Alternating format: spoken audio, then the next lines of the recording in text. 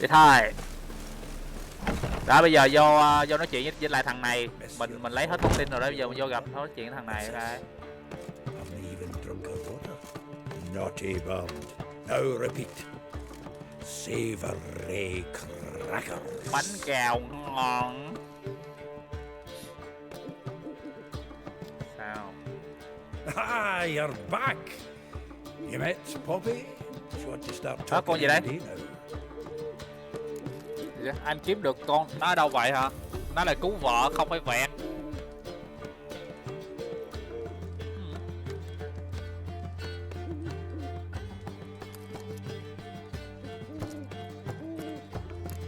Anh là con cú mà nói thế méo nào. Chỉnh liền. Zoltan, venture to say a mage would have trouble turning that owl into a parrot. Sure you know me that well. Mark my words, she'll be playing Gwent with us in no time. Nhìn hình But như we bữa want nay to sáng talk about Dandelion. quên nhìn rồi hả? Là sao? So, Quen nhìn tối how'd không you quen do? hả? Learn much? Thôi sáng chơi cho đã, chứ tối quá nhìn ngoái đâu. Tôi nghĩ là thế anh sao rồi, để tìm hiểu được nhiều chưa? Tôi nghĩ anh biết vài thứ. Anh đi trước đi, what the fuck.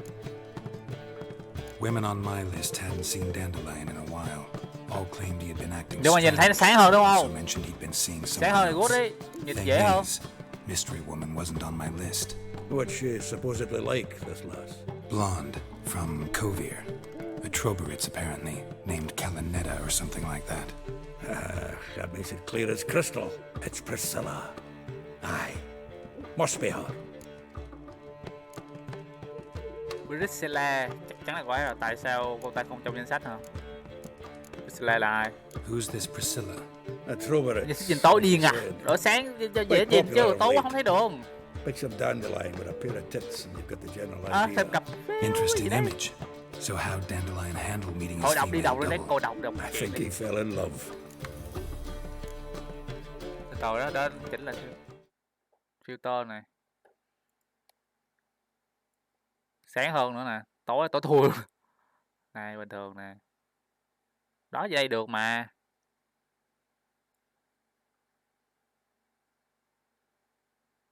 Đó. Gì đi. Ok. Tôi nghĩ cậu ta yêu rồi có vẻ hơi đáng ngờ, tin sốc đấy không? Có mình lựa chọn này đây. What can I say? Could be he finally met his Thôi tập trung match. nha, tập trung nha. She's his match, all right. Maybe more. The laddie's head's on fire. Lassie's got him whirling. All right. Guess we gotta talk to her. Priscilla works with a mummers troupe, Reynard and the Foxen. Whenever they're in town, she performs nightly at the Kingfisher. À, Mean we've been sentenced to an evening of poetry? Must you always? This'll be true poetry, Geralt. You'll see.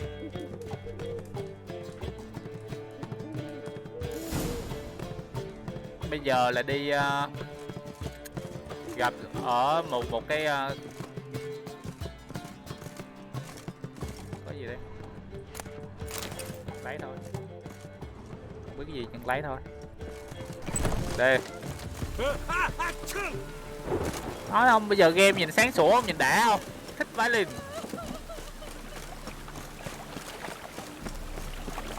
Buổi tối mà như buổi sáng luôn, từ từ đã ngồi thiền đó.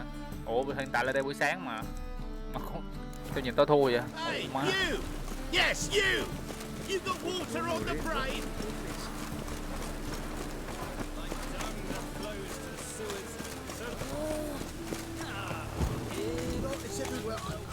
Đây rồi. Đây. Cái gì vậy? Người say, what the fuck? Có cái gì lắm không?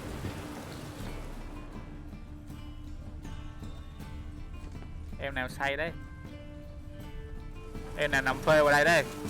Trời đâu má. Đéo hiểu.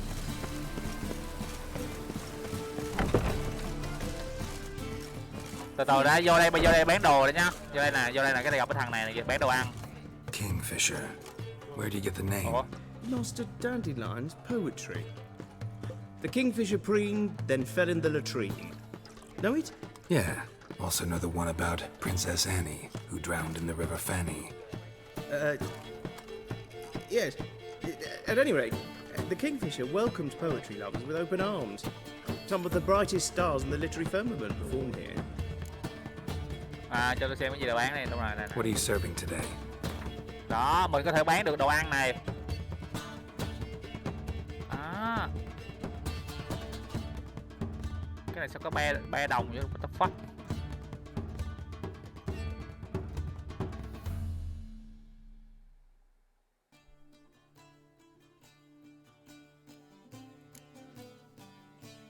Sao có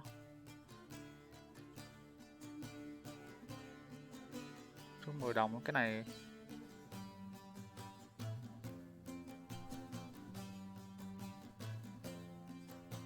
À, cái này 2 đồng một cái. Sao nó bán rẻ dữ hả?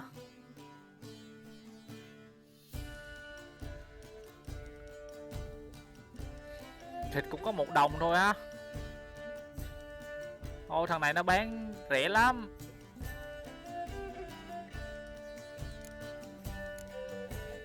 Cái này không bán được ở đây. Dê gấu trắng nè.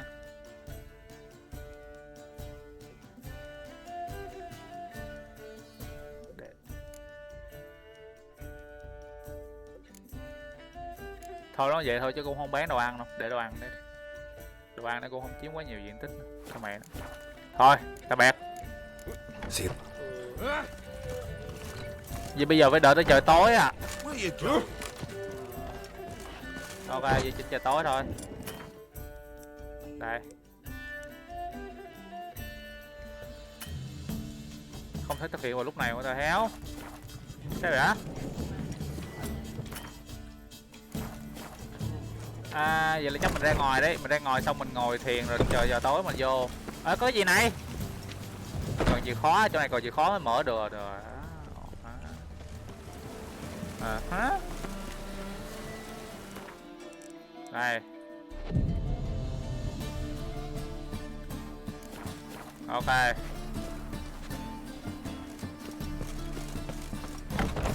Đó, vô. Về á.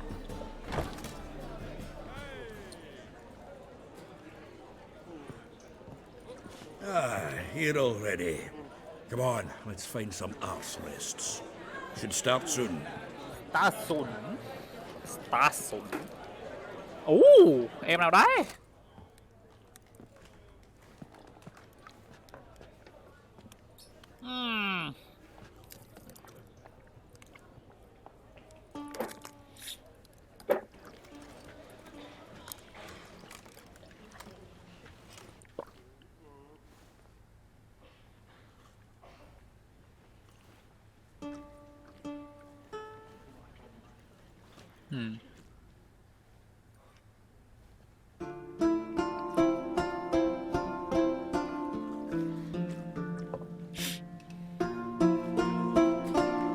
Chà, em nào nhìn cũng ngon nghẻ quá nha, bóng bẩy quá nha.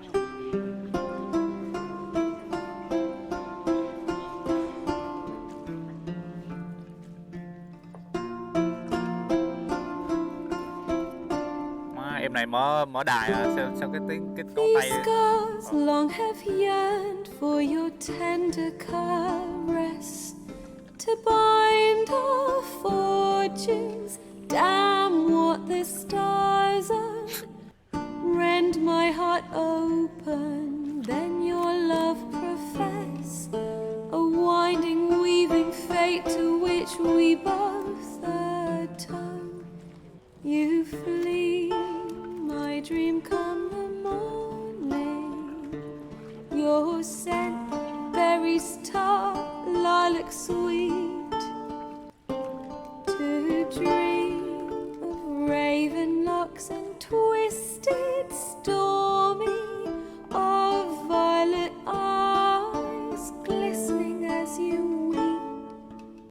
The wolf I will follow into the storm to find your heart, its passion displaced by our ever-growing, hardening into stone. Trời ơi, coi em này. Amidst the cold to cái thời hold trang you ngột in nghĩnh a thật sự.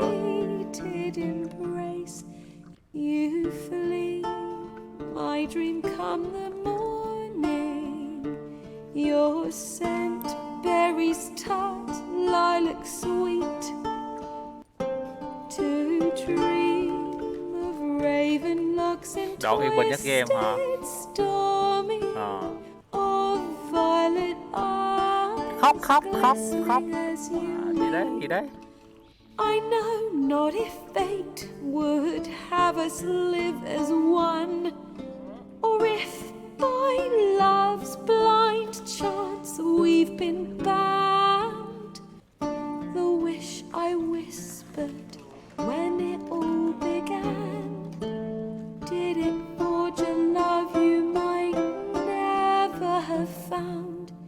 You flee, my dream come the morning. Your scent, berries tart, lilac sweet. To dream. Trời ơi, cái hai ông bà cái tên tự nhiên cái nhạc ngồi cắn lộn mà đéo hiểu. Of Wow. violet eyes glistening as you weep.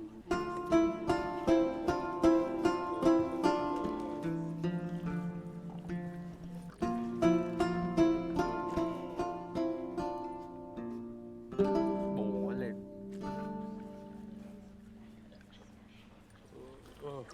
Được có tay, ok.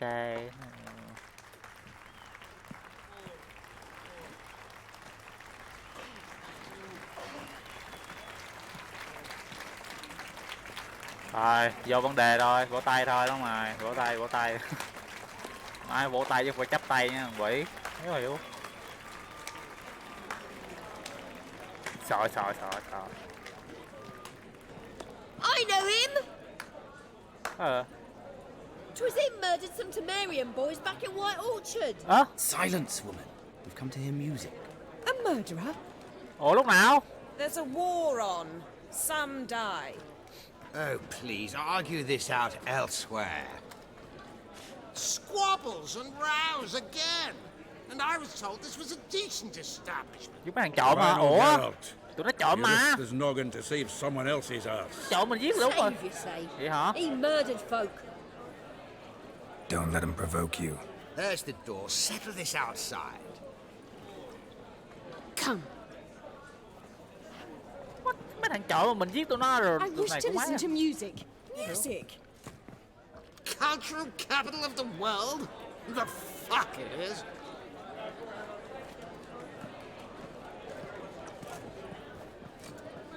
Permit me to introduce Posila. this here's Priscilla, known also as Calinetta.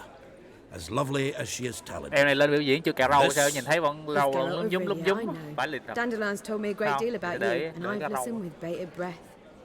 Career. Don't be surprised. After all, doubt I could think of a more fitting subject for a ballad than a witch's love for a sorceress. Or should I say, sorceresses. Nghệ sĩ hát rong không phải là loại người tôi nên tâm sự, có vẻ như không thể bỏ qua bất cứ chuyện gì. Hay tôi phải nói là các nữ pháp sư, what the fuck, nó nói gì mình không hiểu ấy, không hiểu. Thôi chọn đại nhé. Seems Dandelion was meticulous in telling my story, down to personal and insignificant details. Did he offer anything about himself, like where he was going? Splendid. Very funny, truly. So, see you later. Not here. Come with me. À, đủ. Ok. Chắc có chuyện gì ghê There lắm. a reason for all this sneaking around? An excellent one. When last I saw Dandelion, he told me he was planning a heist. Trộm hầm vàng. Siggy Reuben's vault, Sheeped up. and I've not seen him since.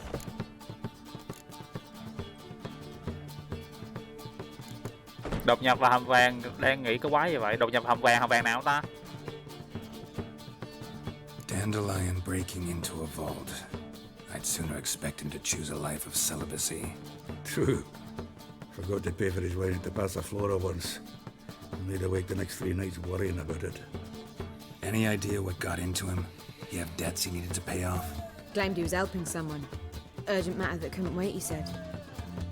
This someone, Dandelion mentioned their name. No. But if I know Dandelion, It's her name he failed to mention. As he failed to mention her slender waist and ample bosom. Oh, what the fuck? Không, nhưng tôi hiểu tính là đó là cô nào đấy mà anh ta không muốn nhắc tới, cũng như việc anh ta nói chuyện nói đến cái eo thon và bụng ngực căng tròn của cô ta. What the fuck? Thằng này là ai đấy? Mình đỡ mình hỏi thằng này thôi. Thằng này là Reuven. nào? What's he like? Tall, fat, dangerous as hell. Limp in his gait. Left leg. Sounds like a lame rock troll. If trolls were devilishly intelligent and had a flair for crime, yeah, I'd agree. Let me guess. Attempted heist was a failure. Well, he's not driven up in a gilded carriage laden with jewels, so I should think so. I've asked after him everywhere, but it seems an army of tongue-stealing cats has overrun the city. I learned only that he raised a ruckus at Horson Jr.'s lair. Then Horson's men chased him all over town. Horson Jr. Doesn't ring a bell. Biggest prick in Novigrad. Thằng đầu mùa to nhất ở Novigrad đấy à? Got it. You're not a fan. But what did he do to you? Try the whole town. He's one of 4 bosses who control the city's underworld. The others being Siggy Reuven, Carlo the Cleaver Varese, and the King of Beggars. The rascal. À, At least he didn't cross the church as well. Bring that venerable institution into it. We'd be in deep then. cái xe hội ngầm mà 4 thằng to mặt lớn ở xe hội ngầm ở khu này à, ghê à. Thôi mình phải đi cứu rồi. Here I go again, rushing to Dandelion's rescue. He ought to pay me a salary. Whoever he is, I sincerely doubt he's in the mood for jokes. Nor am I, in fact. Relax, I'll get him out of this. Gotta talk to this Horson first. And Siggy Reuven. Know where I might find them? I don't know about Horson, but Reuven runs a bathhouse. Careful though. He's a dangerous character. Ok, bây giờ tới một nhà tắm công cộng của thằng Reverend I gì don't đó. doubt it. But Dandelion's not. I beg you to hurry. Let me know as soon as you learn anything. Well, Ok, bugger all to do here. Heading back to the Rosemary. bây giờ đến nhà tắm nói chuyện với Siggy Weger. Oh, wait. See if our warbler don't come home on his own.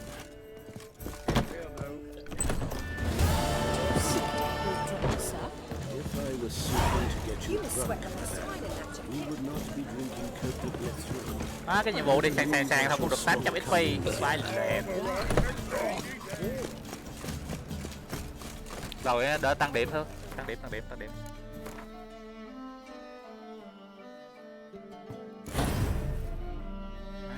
Cái này nó nối vô cái này thì sao? Tại sao cái này nối vô này? À, nắng ở đây là tấn công nó sẽ tăng hơn này.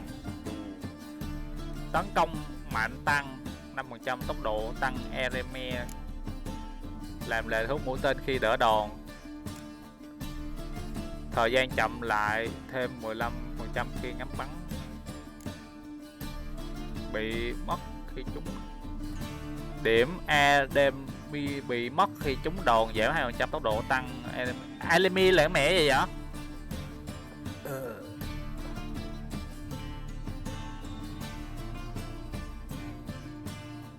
Tăng 2% cơ hội sát thương chí mạng cho tấn công nhanh và mức sát thương chí mạng cho tấn công tăng lên 15%.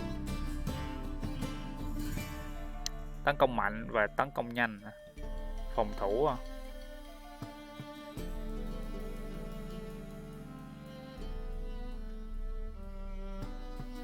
Thôi mình tăng cái này đi.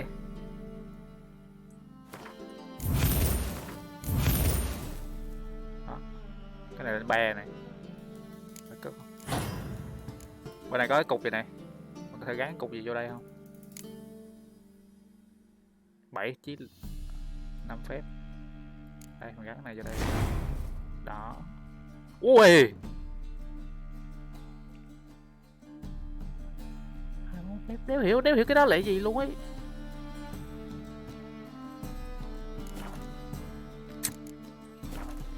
Khổ.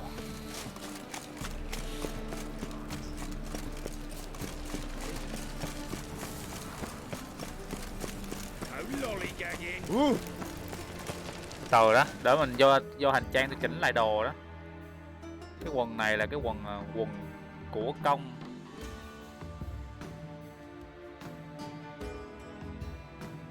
Sinh lực kháng xuyên kháng chảy máu, kháng sát thương chém, khác mà lấy cái này ngon hơn đúng không? Còn cái này không? Quần kỵ binh làm sao biết cái nào ngon hơn cái nào vậy mẹ nó chứ, đồ gì mà.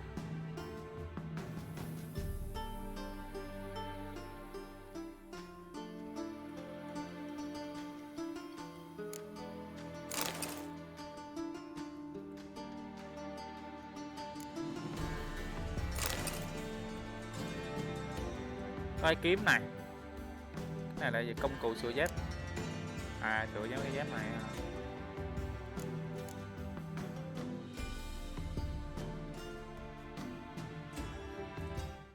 Level cao, dòng chính cộng cao hả? Trang bị xanh vàng cam thì dòng phụ càng nhiều hả? À, ok. Cái này là 5% sát thương xuyên phá, 5% kháng vũ khí tù, 5% sát thương chém. Vậy cái nào, cái hồi nãy mình mặc là cái ngon hơn đúng không?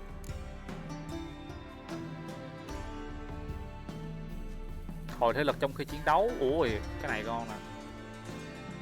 Kháng độc, kháng sát thương chém. Ồ, tính ra cái này là vẫn ngon hơn. Okay. Tại cái này có hồi thể lực nữa. Ha.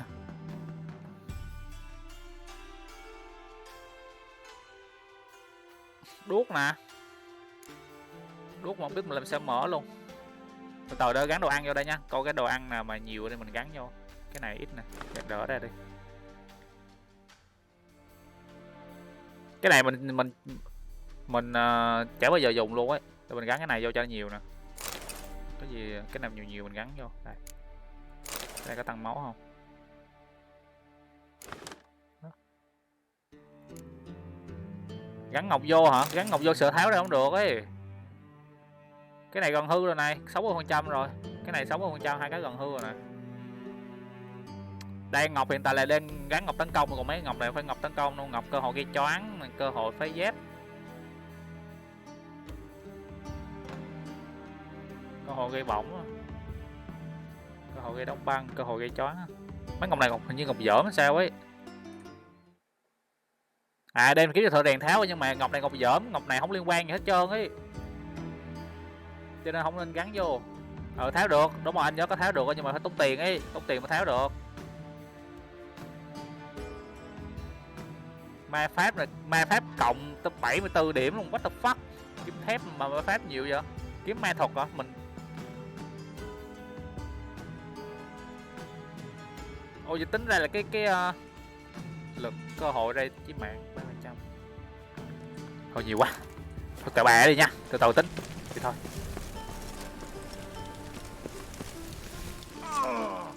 Cái gì?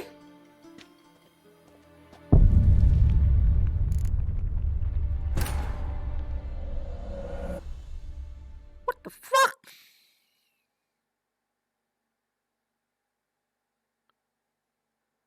Game The Witcher này nó có bị cái gì không? Thì sao như đâu mà cũng chết á.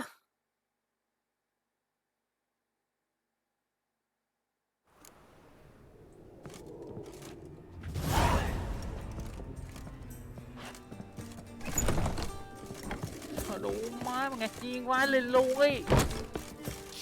Chết không? Chị đây chết không? Ồ, đó con đây là mất máu luôn ấy. Mẹ game ngu vậy. Tính này thằng Witcher này cũng phối mặt quái lên luôn ấy.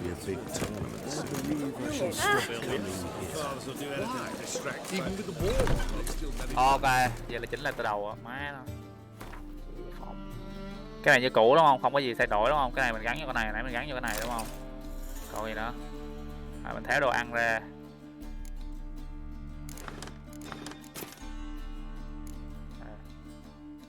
Gắn cái này vô. Cái này vô.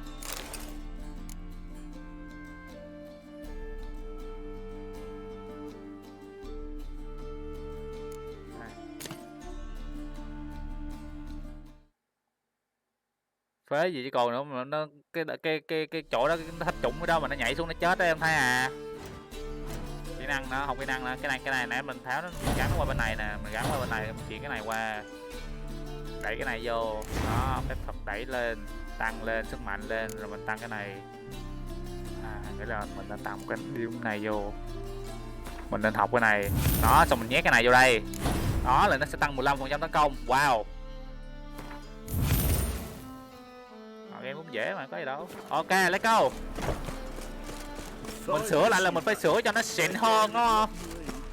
Xịn hơn. Đây, nằm dưới đây này. Move it!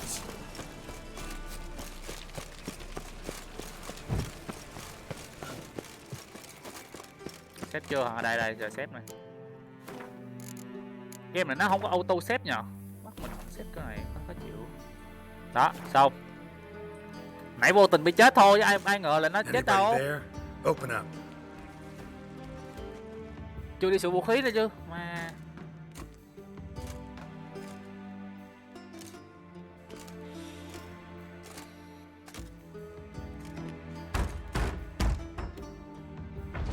What's the fuss? The bathhouse is closed. Need to talk to the owner. I know he's here. I'm not sure that matters, as he's terribly busy. Bận việc gì? Busy? With what? Entertaining Để tiếp important đãi cái vị guests. khách quý. In that case, tell him there's another one at the door. Geralt of Rivia. And I'm not leaving till I see him. Ok. Very well, I shall try. Please wait. Máy nhẹ tiếng mất dậy vô chối vào mặt tài. Coi mặt mũi sao? Thằng này hả? Sigiruvan cordially invites you to join him. I'm happy. Một chút nữa mà có đánh lộn là mày là người bị tao chặt đầu tiên đấy. The meeting is in the baths. We will pass through the dressing room so you can leave your clothes. Let's go. Chết mẹ mày tháo đồ ra rồi. Không biết fan này có 18 cộng nha. You may disrobe here. Your equipment will be safe.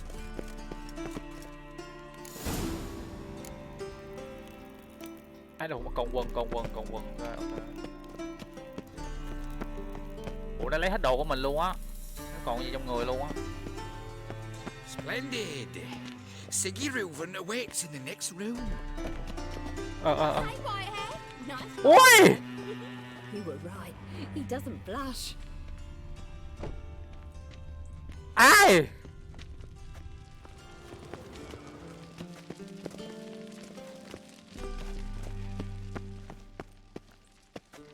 Em kia có mặc đồ không vậy? Em biết chắc.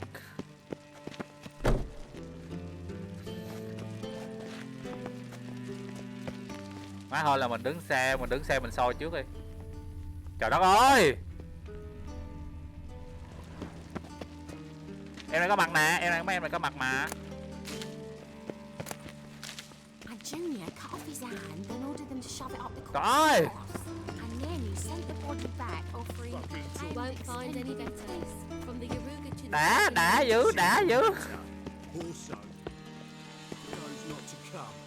I'll show you what. Rồi để coi thử ở trong có gái không đã, cho coi trong có gái không đã. I was made for loving. Độ này có 18 cộng nhờ. Má hồi với Linh đi.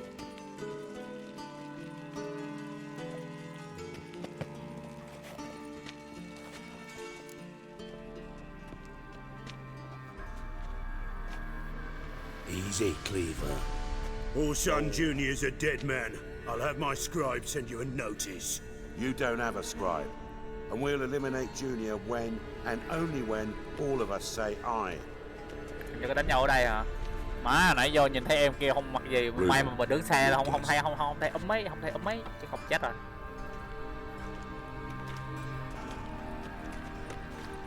Why the fuck you let him in here? Because I want to talk to him. This is Geralt of Rivia. Good to see you again. As always, I'm out the swiving loop. Đù, này chơi hình xăm Fuck ghê hả? you. Mỗi khi cũng chẳng biết ai lình. Mỗi khi tôi chẳng biết cái làm gì vậy, gì đây xảy ra. Anh là thằng bỏ mẹ nè. Má mà mất vậy à.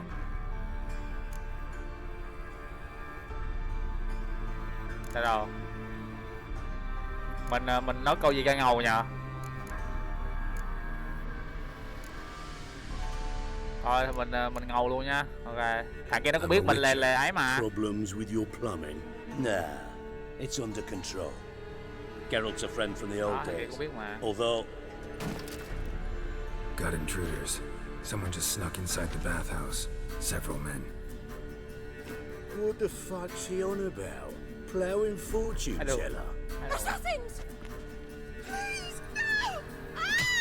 Trời! Bloody hell. I fucking knew it. Any weapons tucked away? Just a few. Trời đất ơi, mà vũ khí có luôn. Có cái gì có tắt thui tối thui thì nhớ bán anh Tiến á. Anh nãy anh thấy rồi là nó hơi bị nhiều thứ. First ever party with my prick hanging out. Tự nhiên là mày cái tối thui luôn. Rồi. Đánh lộ bây giờ có tuần quần ra nhảy múa cho mấy mẹ. Wow.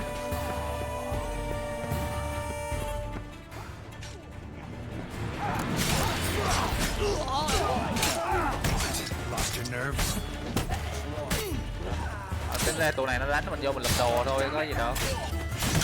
Rồi quýnh mạnh vô. Thằng này nè nó rớt đồ rồi, tao lật cho.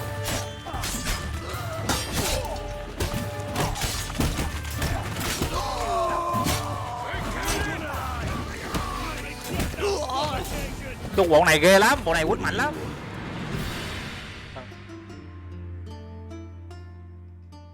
Hình linh tính gặp ba con phù thủy, what the fuck. Ủa gì hả? Ủa sao gì hả? Dạ.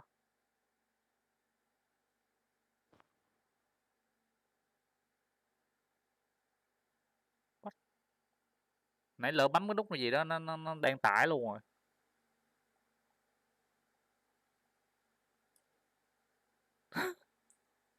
What can you tell me about Junior?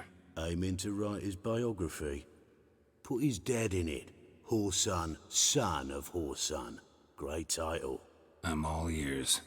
Horsun Senior was the most ruthless man I've ever met. Lên. Unmatched at blackmail, Cái đeo gì đây? and hustling. Word is, he had a line on the hierarchy himself. Hả? Junior inherited all his gaffer's traits except one, his love of poetry. Senior was on his way to an evening recital when Junior killed him. Then he promptly took over all his dear daddy's businesses and contacts. Không, chắc nãy do anh bấm lộn cái gì đó.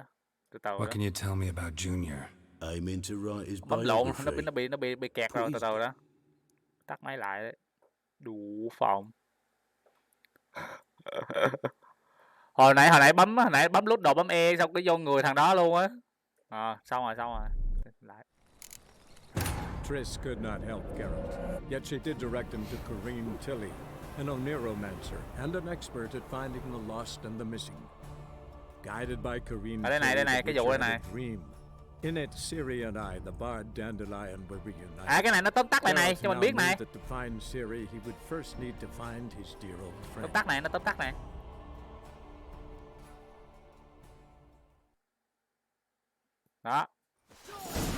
Đó, lại khúc này. Từ từ đó. Thằng này bấm nút đầu bấm E vô người thằng kia luôn, xong cái nó nói chuyện luôn à. Đéo hiểu.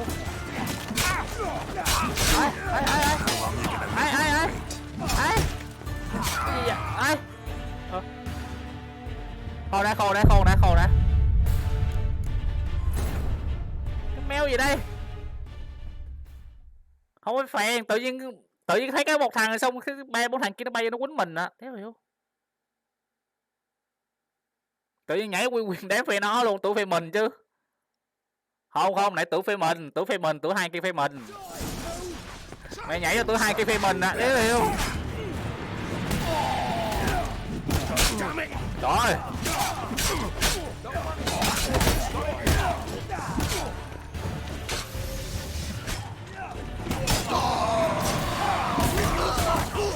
Đó. Xong rồi đó. Nãy tụi hai kia phe mình nè, đéo hiểu. Trời ơi. Ui, phe nó đông lắm.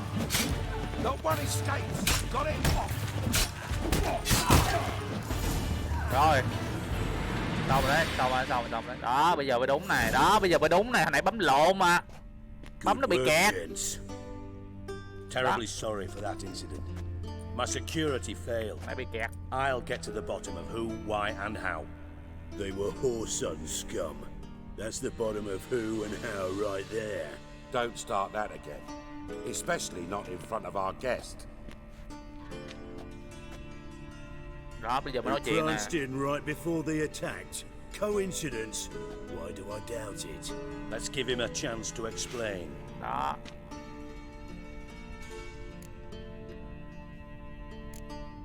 Cần gặp Rowe để nói chuyện với hắn. Rồi. I'm looking for Whoreson Jr. Interesting. What do you want with him? Hắn giúp tôi tìm một người. Junior's gonna help me find someone. Whoreson's not helped a soul in all his miserable life. I'll ask him nicely. Thằng bên phải xăm toàn Thảo. Perhaps if you'd not called Thảo thân là Junior gì? an uncle fucker and asked him nicely, Thảo thân là gì? he'd have showed up today. Đảo thằng nào? Thằng lùn hay thằng cao? Gentlemen, you out of your fucking minds? A chat session? Whoreson's out to get us, and he'll succeed. Thấy rồi, thằng cao. First. So by all means, you sit here, thằng cao nó tuồn xong. and watch the bubbles Phải liền đó rise, chưa? while I send my boys to Whoreson's hidey holes. They'll make some noise, flush the bugger Giờ mới out. để ý hình sao của thanh niên đó luôn á, má. And you, geriatric or whatever your ploughing name is, wanna find Whoreson? Xong nốt ghi được cái Find kiểu me rồi, má first. chó vậy thật sự.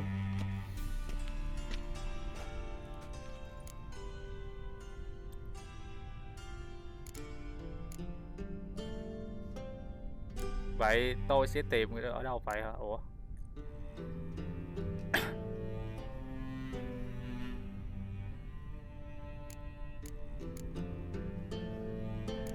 Hy vọng tôi sẽ tìm được trước Cleva là thằng nào để biết. Mình đang tìm cái này chứ, giờ mình nói chuyện này. Any clue on Junior's whereabouts? Be grateful for any lead. Siggy? It's worth a try. Geralt's got a knack for finding people, and he's discreet, a value in itself. Leave you to it then. I'll look in on you tomorrow, Francis. Finish our talk. So how about we get dressed? Từ từ đó. À có. Sure.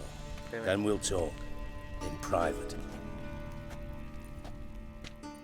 Right mess that was. Never thought I'd be glad to see the man responsible for my taking frequent Nó không cho mình lụm đồ trong kia à. Cleaner for it. Gotta say it was. Hồi nãy lụm đáng lẽ vô mình lụm được là ngon rồi. It healed poorly. Can you believe it? I must soak it in hot water at least 6 times a day now. Failing that, it bloody pounds like the bells of Beauclair at dawn.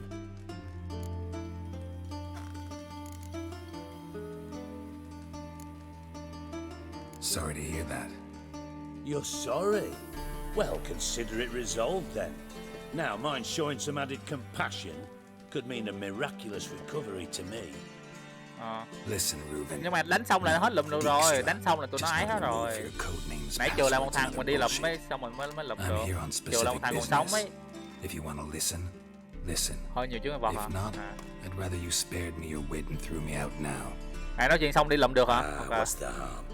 Talk. Think Cleaver will find Whoreson? He might not. But he'll burn down half the city trying. What waste? Leave him to it, I say. Work alone. Any ideas? Junior's got areas of the city where he's strong. Penetrate them, look around. But be discreet. None of this speed and fury and swinging your steel cock about. Đừng có kêu xong về vụ bảo rồi múa cái củ quý bằng tép sau lưng anh. Bừa vậy. Múa thì sao? Anh có kêu anh múa thôi. Junior might be in hiding, but he's got to be collecting income. Couldn't afford to cut himself off. Gambling, that's his big earner. Junior controls the largest casino in town. I'll never forget. Hierarch Hemmelfart raised all kinds of hallowed hell there once. Bug a bet and lost his ruby ring. Then there's the arena in the city's bowels. Betting scheme generates near as much as the casino. They're always looking for hired muscle there.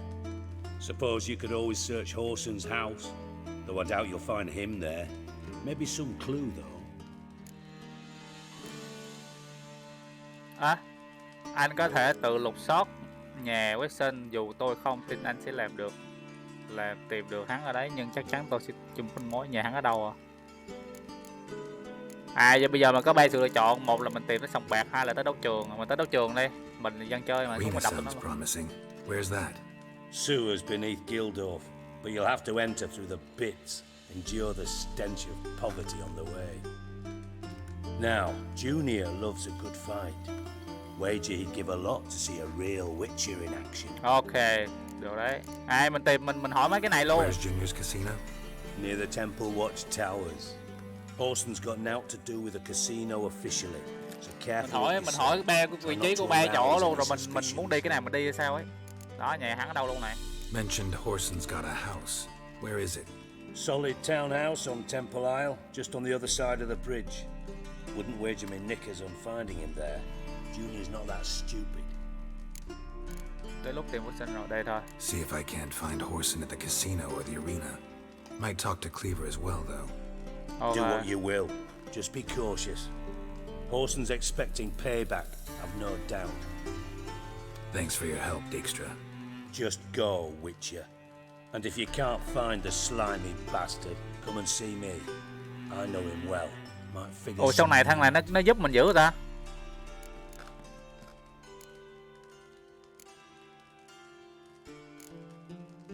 Hỏi này thử có tung tích gì để làm kia. Dandelion's missing. Any idea what might have happened to him? Same thing that happens to anyone who steps on Junior's toes. Meaning? He's surrounded by splendid virgins who ply him with sparkling wine and pastries stuffed with nightingales' tongues. Come, Geralt, what do you think's happened to him? I reckon he's at the bottom of the Pontar, trussed up with the strings of his own mandolin. Loot.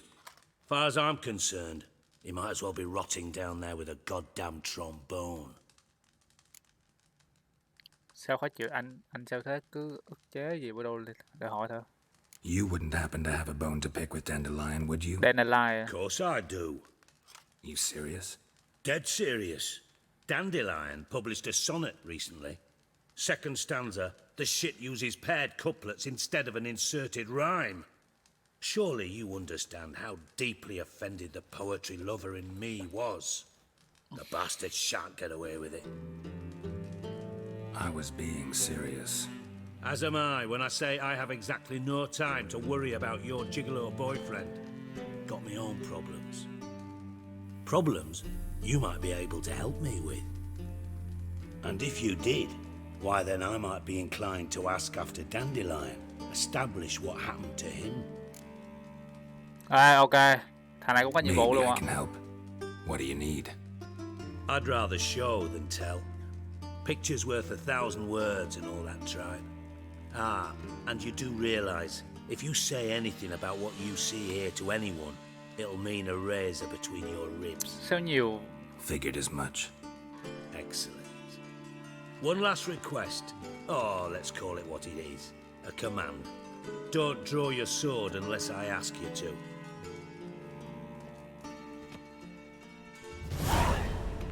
Ok.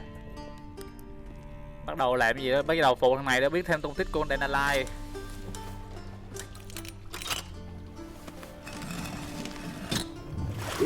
Gì đây?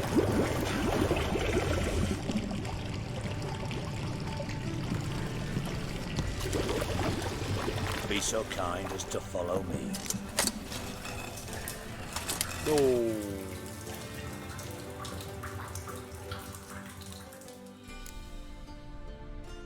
Từ từ đã đi đây lật nhặt đồ lại, nhặt xác cái bọn kia đó, được không? Được này. Đó, có kiếm một cái kiểu nào đây, nhiều lắm, rất nhiều luôn. Good. Mấy em gái khỏa, mấy em gái mát mẻ đâu hết rồi? Mấy em gái mát mẻ, ấy mẹ em đầy con mẹ luôn rồi.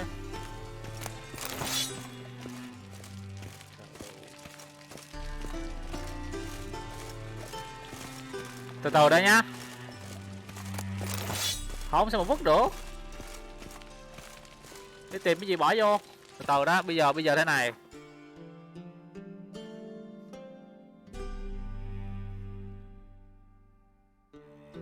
ghé thăm đấu trường nè, ghé thăm sòng bạc nè. Chà, vứt ra uổng thế.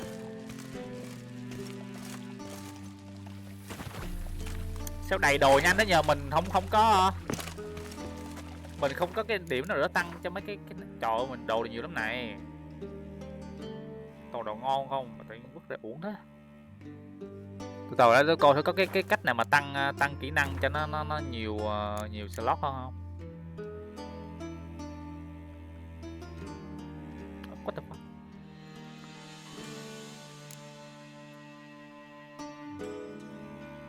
Cái này là chung, tăng sinh lực tối đa thêm kỹ năng.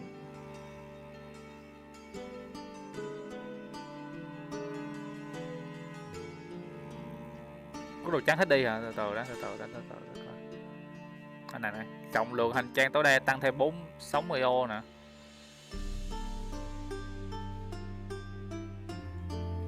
Ô, mình không có một điểm để mình cộng vào cái này ta. Hay mình để lên level rồi mình cộng cái này vô. Mình cộng một level vô cái này này. Tăng sinh lực tối đa thêm 500 điểm này. Còn cái này là vào ban ngày tốc độ hồi sinh lực mỗi giây sẽ được cộng thêm 10 điểm khi không chiến đấu, và ban đêm tốc độ hồi sinh lực mỗi giây được cộng thêm 1 điểm khi đang chiến đấu. Vãi lên nè. Tăng cường trao đổi chất. Mỗi điểm bạn có thể giảm lượng độc tố khi uống.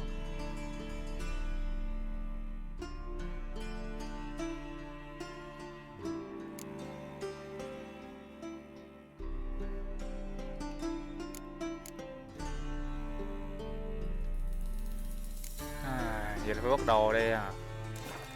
Uổng thế.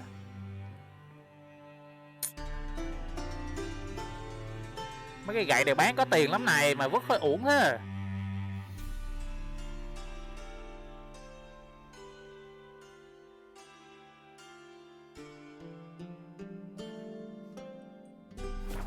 Từ từ đó nhá, để tôi đi reo.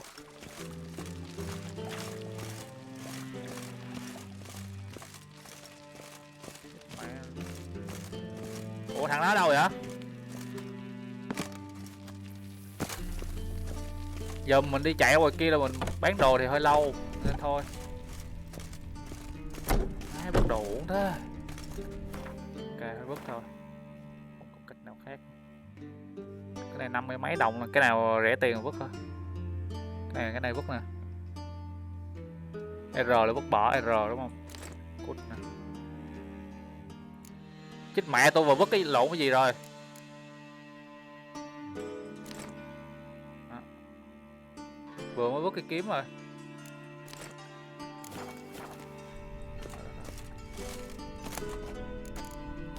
Đó, làm kiếm này. Ma. Cái này 35 đồng nè. Ok.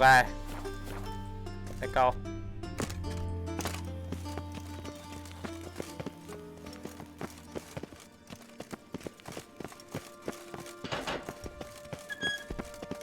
Oh, Bart, stop that. Đây. Now.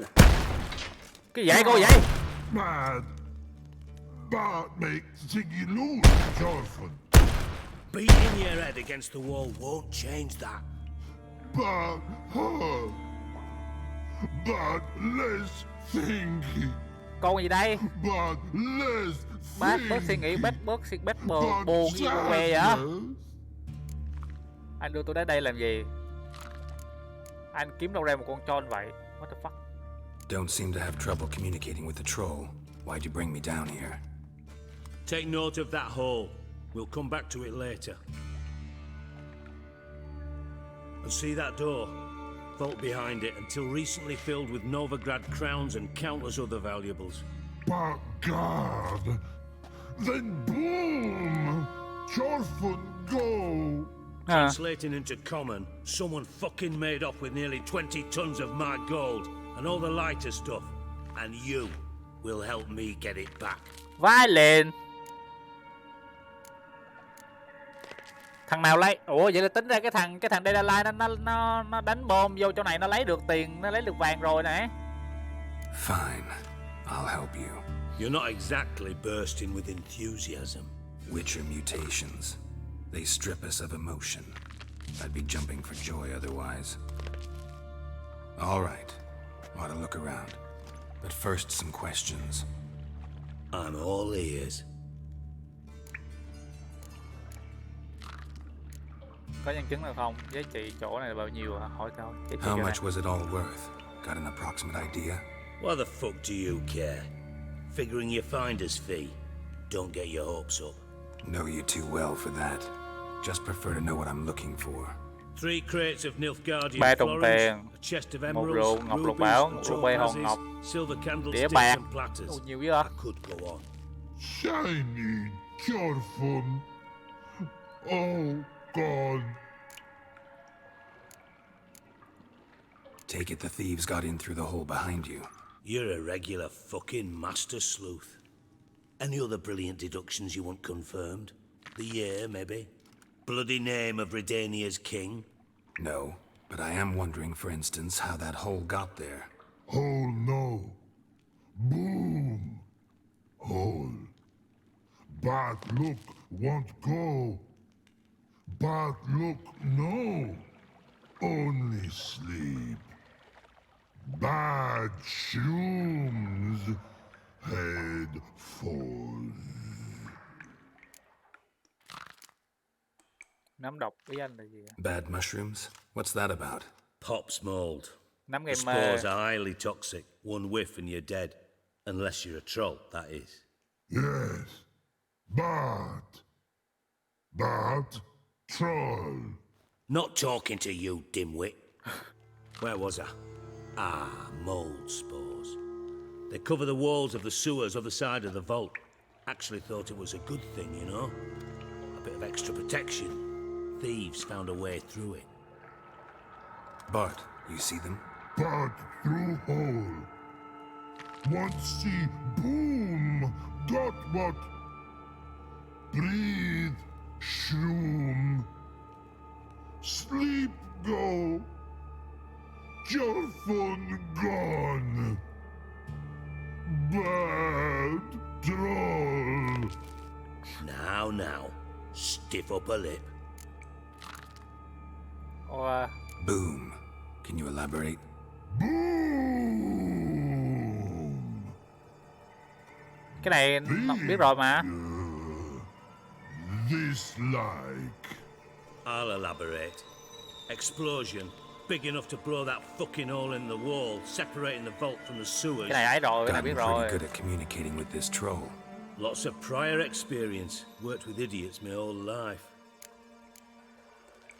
Để thử tìm lũ trộm như what the fuck. Sao? Try to track down the thief yourself? Of course. I had this lummox Fonce, thick enough not to ask questions. We knocked back some Pop's antidote and entered the sewers. Soon after, I returned alone.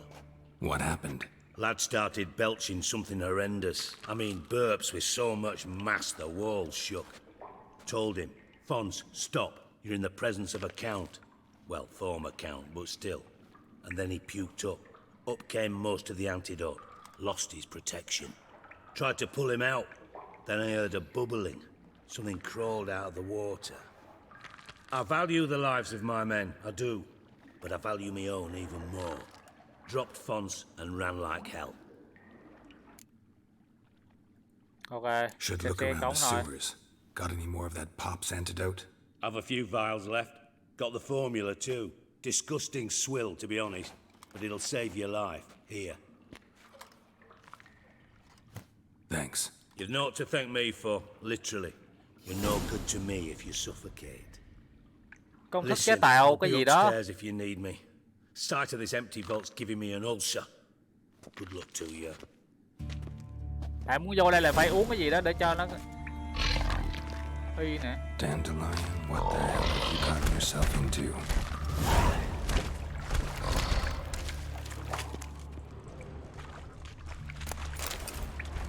Pipe's great. Explosion crumpled it like a piece of paper. And there's mortar on the bars. So it was in place at the time of the explosion. Blast tore it from the wall further without Chết taking rồi, any trong này damage. có khí độc. Khó cho mày, trong này khó rồi. Pipe's great. Explosion crumpled it like a piece of paper. And there's mortar on the bars. So it was in place at the time of the explosion. Blast tore it from the wall. Đây. Bits of pipe clear over here. Must have been one powerful blast. Xong hết chưa? Ủa? Pipe's great. Explosion crumpled it like a piece of paper. And there's mortar on the bars. So it was in place at the time of the explosion. Blast tore it from the wall.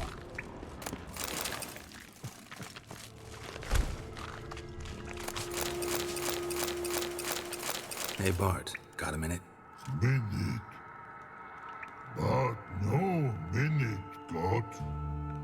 But rocks, got. Rocks want? I mean a minute to talk. You mean? But nice. One more time. Can we talk? Siggy you like. Talk me with.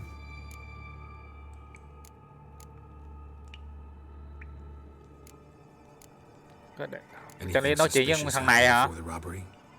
Suspicious. But no understand. Something not normal. Something strange. Maybe you saw, felt, heard something? Yeah. But here. He's.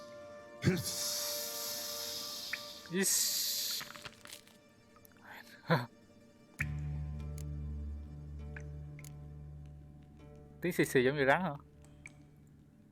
The hissing. Where did it come from? But he's here in Love Tree. What? Well. Nó bắt đi vậy à? But turdy dump. All right. Let's change the subject. Good. But time got. Your phone go. But God, now nothing. Ok, tạm biệt đi. Thanks for your... Long.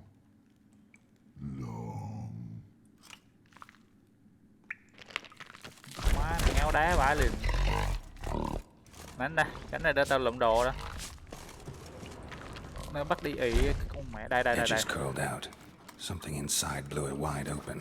Wall too. Bathhouse drain pipes seem to converge here. No traces of magic. This was no spell. It was theo a dòng bomb. nước. Bây giờ đi theo dòng nước là mình phải uống cái kia vô ấy. Pieces of it. Could be the current swept them away. Mày chết. Getting harder to breathe. I've rich emotions with them. Damn it, can't breathe. Gotta get out when I can. Drowners. Of course. Đi thẳng đâu cơ mẹ đó.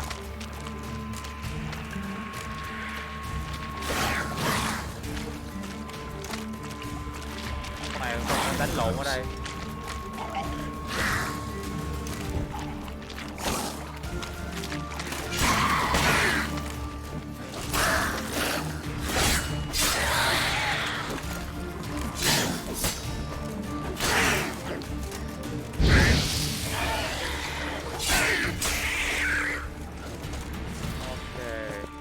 Đó.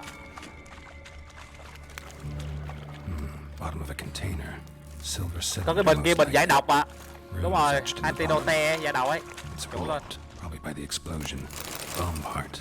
Must be. Smells like wyvern oil and caramel. That'd be it down here. Time to see Dijkstra. Từ đó coi trên này có gì. Chỗ này không được.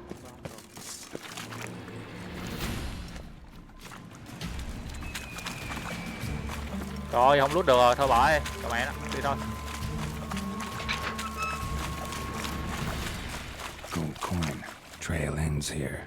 Dandelion must have loaded the treasure onto a boat.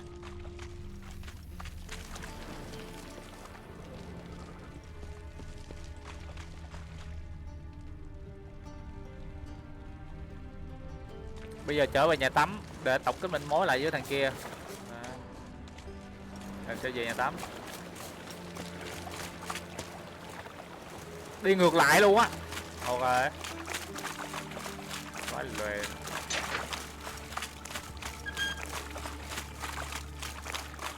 Hy vọng là bọn kia nó... Thôi đừng có làm phiền tao. Không biết dưới đây có đồ gì ngon không?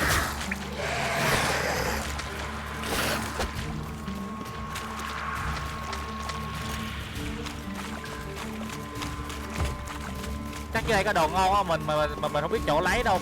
Thôi nên thôi. Thường mấy chỗ nguy hiểm là có đồ ngon á. Đây. Mà không biết ở đâu, hơi lười. Thôi bỏ ấy. Đây.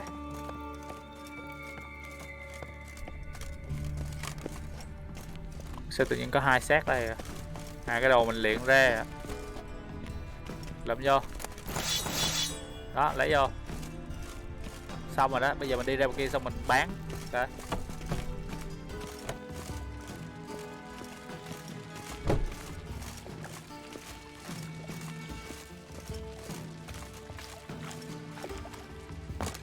Nhớ có antidote nha. Sau này có vô mấy cái dùng độc đồ là uống cái đó vô là không bị sao cả. Đây.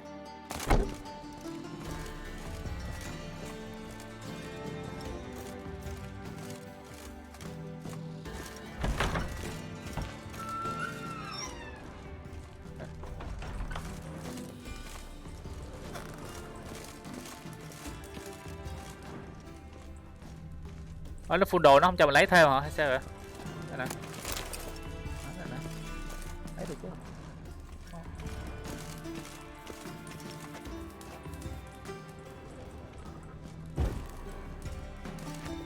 Rồi, thôi được rồi. Chuyện đây. I do. What do you want? Tôi đã điều tra xong. Done. Examined every nook of the sewers near your vault. Well, learn anything?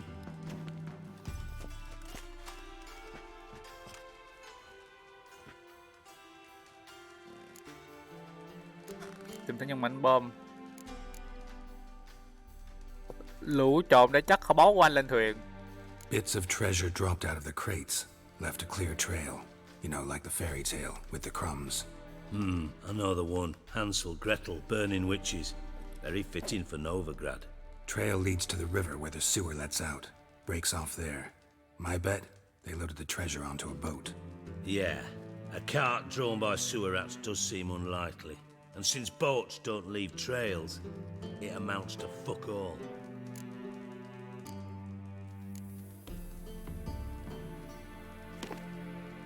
Seems to me a bomb blew the wall open. Look. Bottom of a silver cylinder, probably. Covered in runes. Interesting. Any idea what it contained? Recognized some ingredients by their scent. Wyvern oil and sugar. Sugar? Geralt, I'm in no mood for jests.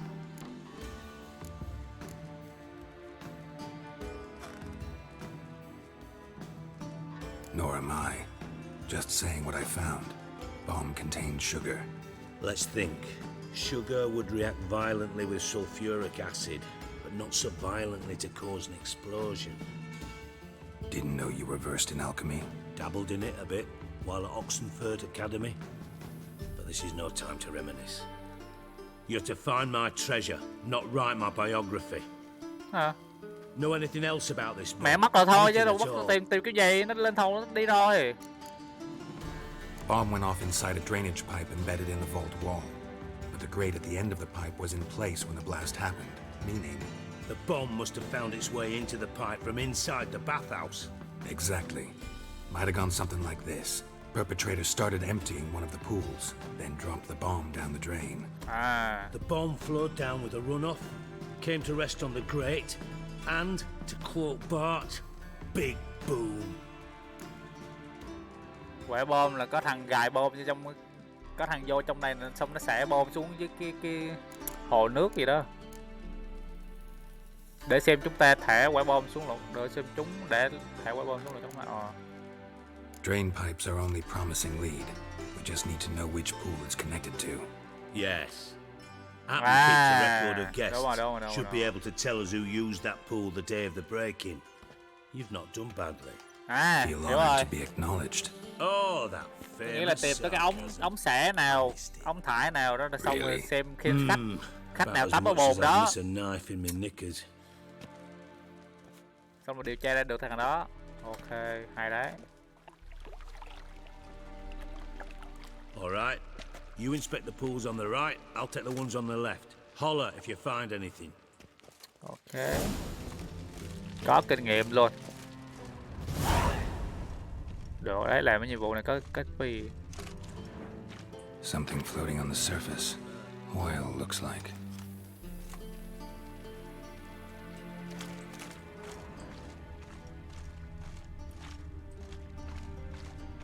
Silver lid. Matches the cylinder bottom I found in the sewer. Dijkstra, come here. Đây nào, tìm thấy được luôn rồi. Cái bồn này. Got something? Yeah, bomb part.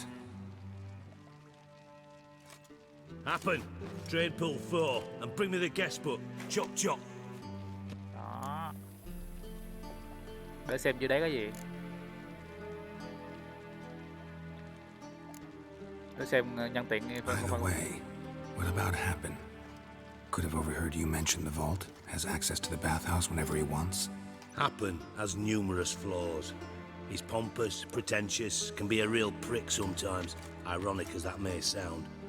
But his loyalty is beyond question. Đủ thế à? So sure. Witches know their monsters, spies know their men. You trusted Philippa Eilhart once too. True. But I didn't pull Philippa Eilhart out of a Kaviri prison the night before her execution. Ok. Không phải nghi phạm. Let's see what's on the bottom.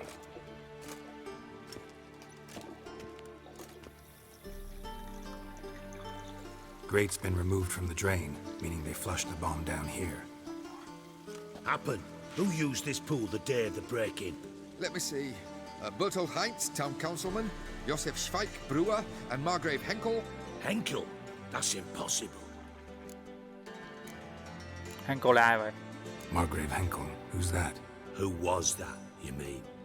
Old Coot's been eating dirt since last winter. Couldn't have been here the day of the break-in. He's dead? I'd not heard. Not surprising. The Honourable Margrave croaked in a brothel, decked out in leather lingerie, so the family held a hush-hush funeral. But I have my sources. Yeah. Yeah, I saw him that fateful day, Mr. Reuven. I'm certain of it. Did you speak to him?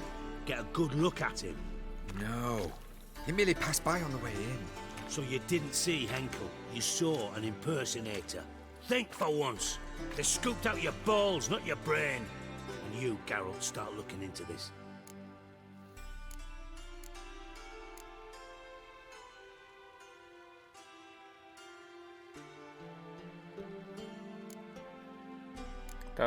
Yeah. Gotta ask me nicely. I'm not one of your delivery boys. Pardon my tone. I've grown accustomed to ordering folk around and barking. Ok, đó, đúng rồi. Fine. Where should I start? Henkel's home. Derelict townhouse south of the main square. You might happen on some trace of this scoundrel we're looking for there. Well, off with you. Ok, đi tìm Hacho.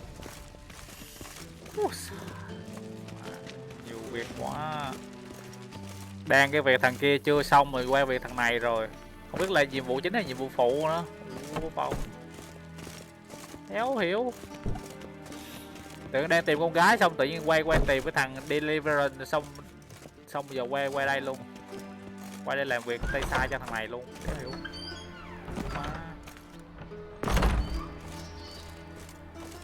Từ đó, coi thử có cái tiệm đây.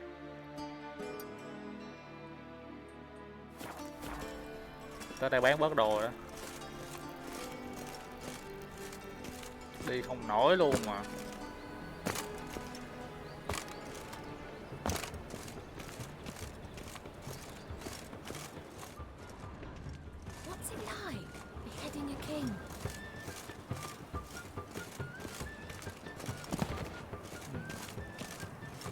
Lộn xuống cái đéo gì đấy.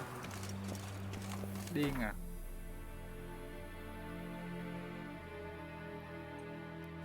Chết mẹ mày. Lộn hướng rồi, lên lại. First they killed my son, now they'll throw us out into the street.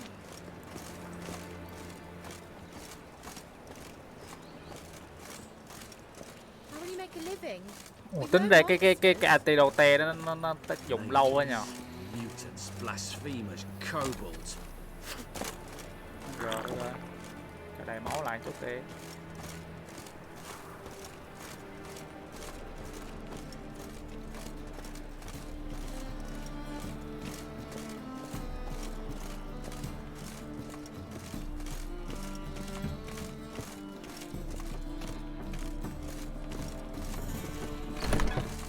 Ủa thằng này nó có bán được đồ đéo đâu. Interested in books? Let's see these books. Không bán được mấy cái này à. Không mà.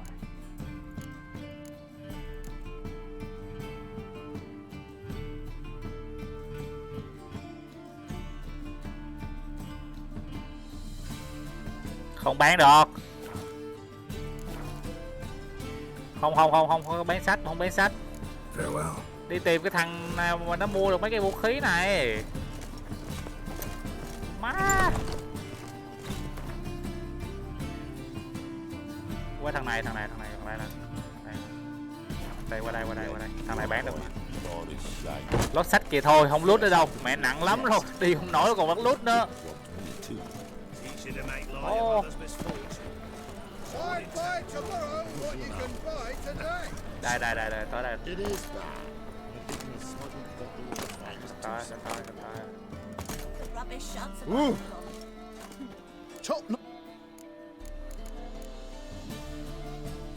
Show me what you have in stock.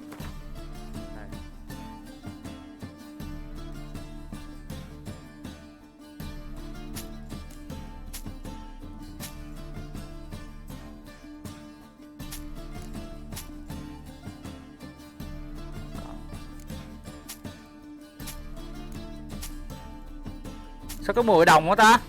Thằng này bán cũng không được giá lắm nhờ.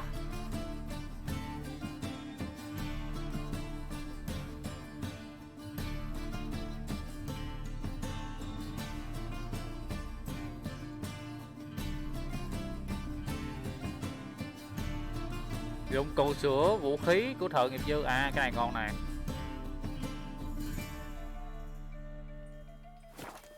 Phân giải kiếm ra à? À ok. Tại vì phân giải đó mình bị mất tiền ấy.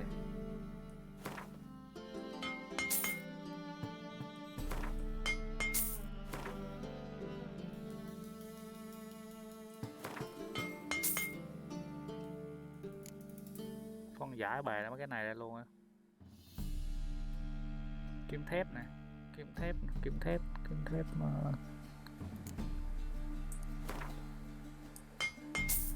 Kiếm thép.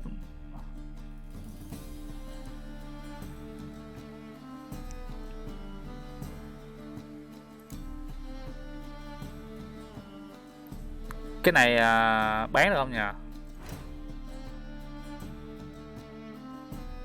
Cái này là loại bỏ nâng cấp này, cái này sửa chữa nè.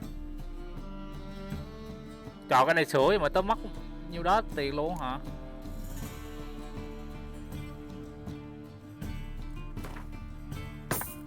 Má mà sửa mắc thế.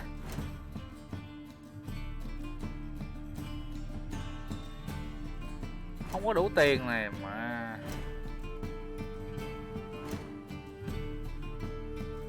Tháo của mẹ nó hết đi.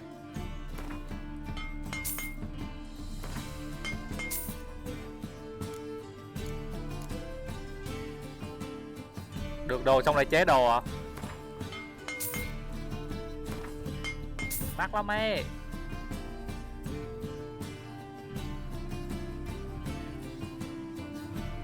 Ê ngọc trai này, cái này mình bán được này. Trứng Griffin này, what the fuck. À đỡ coi thử tôi bán được ngọc trai không.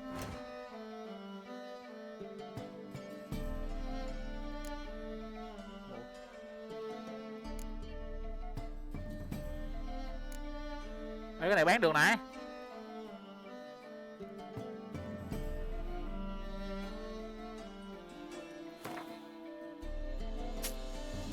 Cái này mình bán con mẹ đi.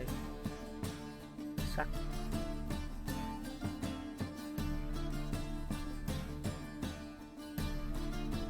Làm chính không lấy gì, không có tiền hả? Đó coi thử chế tạo thôi nha. Cái giày này thiếu cái gì đây? Cái này mua có 9 đồng thôi hả? Sao rẻ vậy? Áo. Có cái áo màu xanh nè.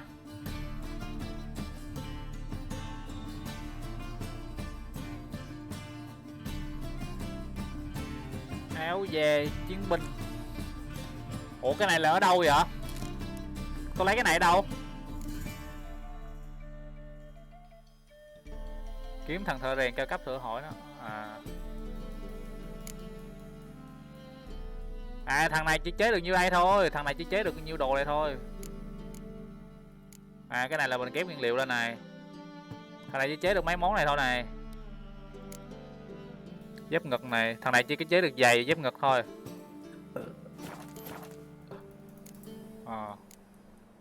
Từ từ đấy nhá, để tôi quay chỗ thằng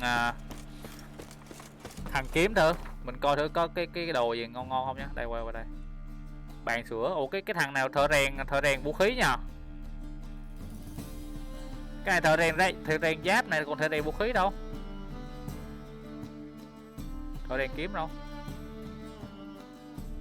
Thợ rèn kiếm nằm ở đây nè. Xe đó. Từ từ đây nha. Để tôi chạy tới chỗ thằng thợ rèn kiếm thử xem mình check xem có cái gì hay ho không. Bây giờ qua đây trước đi. Game mà cái này phải tìm hiểu từ từ chứ nó hơi rối ấy. Chứ mình là mình đi cất đồ luôn. Đây giờ mình xuống đây nha. Xuống đây xong đi qua đây. Xem mình có rèn được đồ gì không ha. Chứ là cái game này nó sửa đồ đúng mắt luôn ấy. Sửa đồ mắc quá.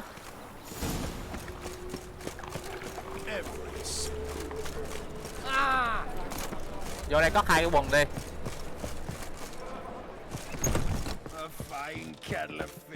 Vô đây cất đồ. Có 2 quần nữa. Đó. Cho nó nhẹ bớt. Sao vẫn còn tới 36 slot nha. Cất mẹ cái này luôn.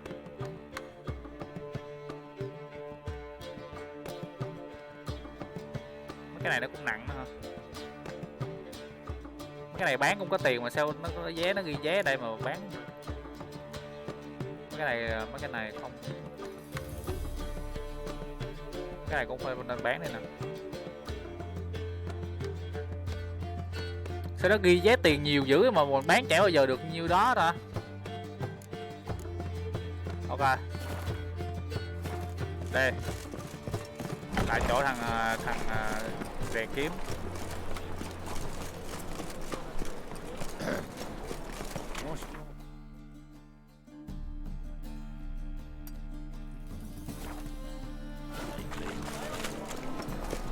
Em đi lần quần quá. Nhiệm vụ tùm lum hết mà vẫn còn đi lang thang liên miên. Đéo hiểu.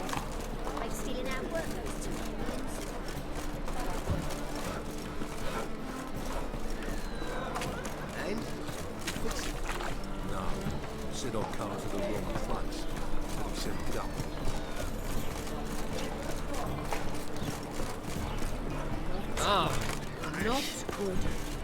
What the fuck? Vô. Đây.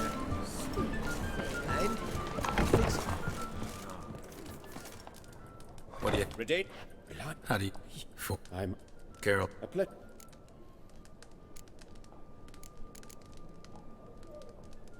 Looking. Này quay nhanh cái này xem lên đấy. Thank you. Damn. This... Nice. Not... Tried negotiating, making it... With Van... But I shan't... Cái gì là nhiệm vụ phụ cho nên tôi skip nha.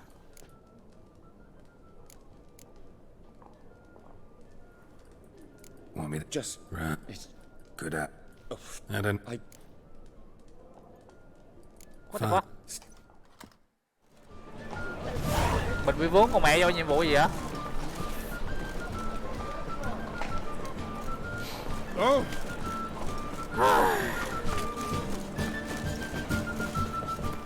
Ủa má.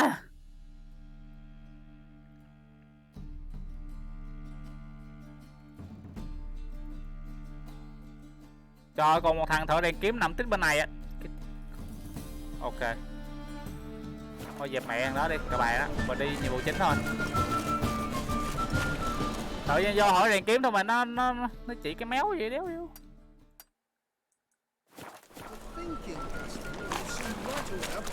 Muốn skip cho lẹ mà nó còn vướng vô cái vụ khác nữa à. Đéo yêu.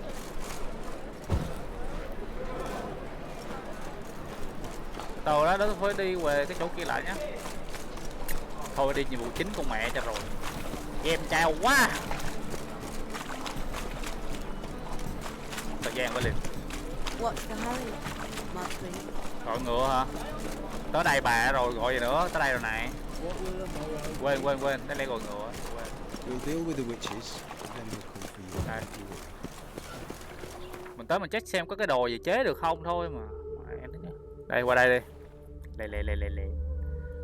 Không, chơi cả tiếng đồng hồ mà không có được một cái gì cả. Nhiệm vụ này còn giữa chừng không à. Đâu. A fine kettle of fish. What a dump. Looks more like a beggar's hovel than a Margrave's townhouse. Dandelion made some interesting friends. Điều tra căn nhà cô H sử dụng giác quan là Witcher. Điều tra thấy méo là được.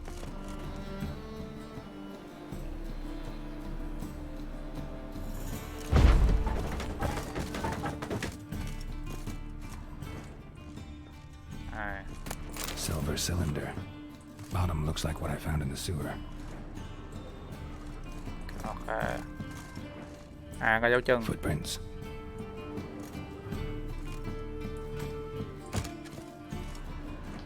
Sách. Mấy cuốn sách này để làm gì vậy ta? Mấy cuốn sách này để làm gì vậy? Có tác dụng gì sau này không? Mình lấy sách xong mình đi bán thôi đúng không?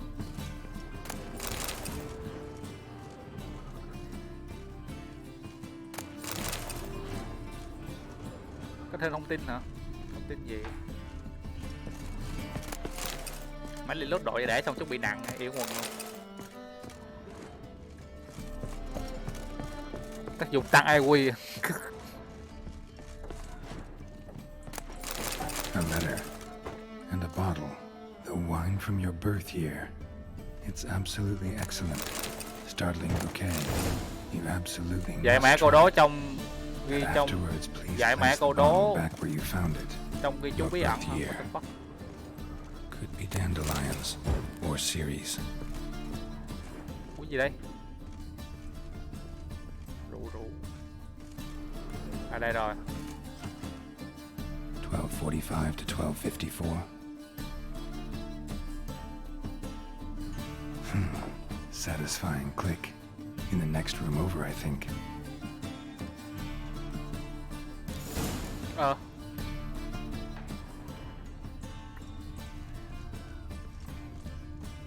Đéo hiểu.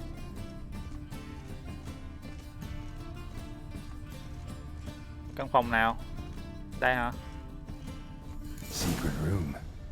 Probably where Dandelion and his cohorts planned the heist. Stain. Wyvern oil.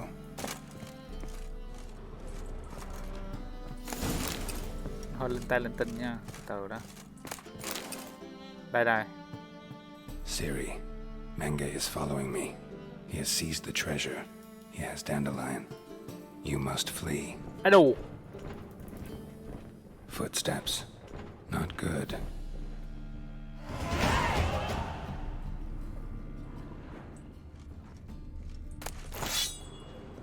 Chà.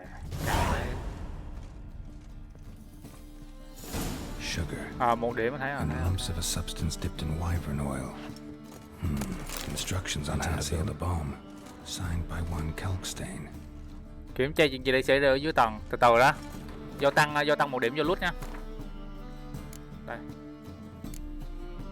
Đây đúng không? Đó, không. Đó. Ở đâu? À, mình tăng kỹ năng xong mình phải nhét vô nữa.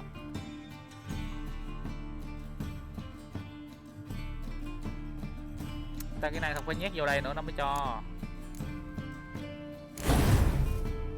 Đó. Đó, 120 nè. Good, very good. Cấp 12 mới mở được cái này. Cấp 15, cấp 18.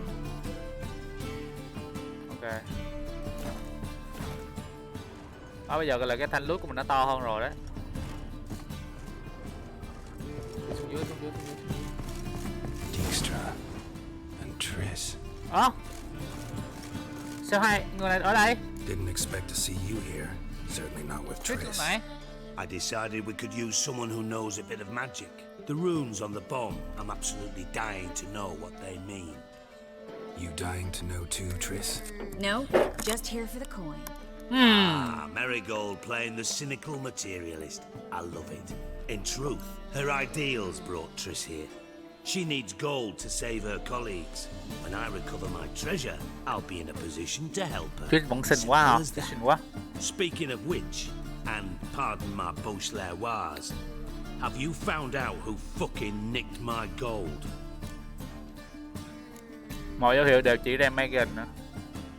Bothered Triss for nothing. No point examining the bomb. Because? Because I already know who nabbed your treasure.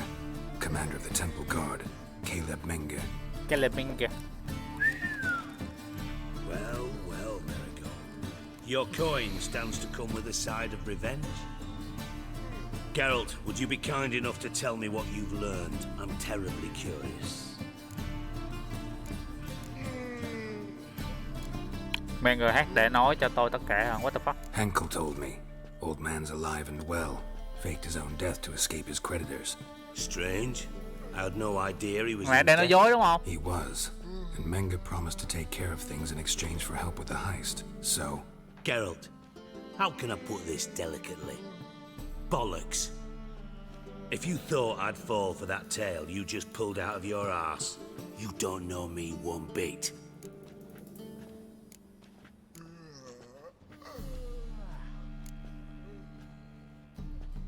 Know you well enough to know what matters. Results. So I lied. Still say I can lead you to your treasure. Forgive me, Geralt, but after what you just pulled, I'd sooner believe a whore who proclaimed her undying love. Would you believe a sorceress who stands to gain if you get your coin back? Perhaps. I'd still prefer the whore, though. You're hiding something, and that's one thing I can't stand, even more than Nilfgaard. But ultimately, this is a business deal, not a marriage. Besides, there must be some truth in all those lies. You're too dense to make it all up on your own. Menge has been spending heaps of coin lately, though to my knowledge he shouldn't have a copper to his name. So, what now? From what I've heard, Menge spends his nights at the docks, witch hunters' quarters. Maybe pay him a visit, ask where he's holding my gold for me.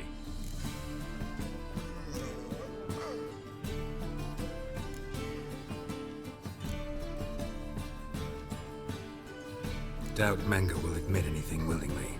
As do I. Lucky I hired a witcher and a sorceress who've been through so much together to get this done. What's our past got to do with it? A great deal. Lovers will jump into the abyss for one another. Suits my needs perfectly. Namely, it greatly increases your chances Có of nhiều getting cái out mình of lựa the chọn mình hunter's chỉ biết mình đang lựa chọn barracks mẹ rồi luôn á, xong cái with nó thành nói my chuyện kiểu gì treasure. mình đéo hiểu luôn á.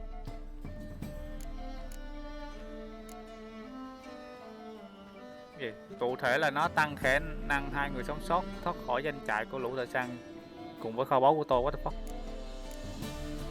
In other words, you're using us. Using you? Never. Merely making the most of your mutual bond.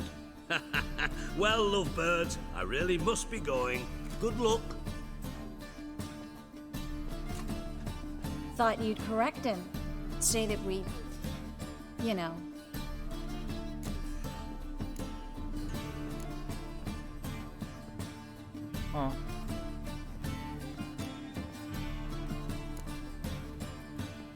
Could have corrected him yourself. True. But it's not an easy thing to say, is it? But we've strayed from our topic. Got a treasure to recover. Triss, gotta tell you something. Dijkstra's gold, it's the last thing I care about.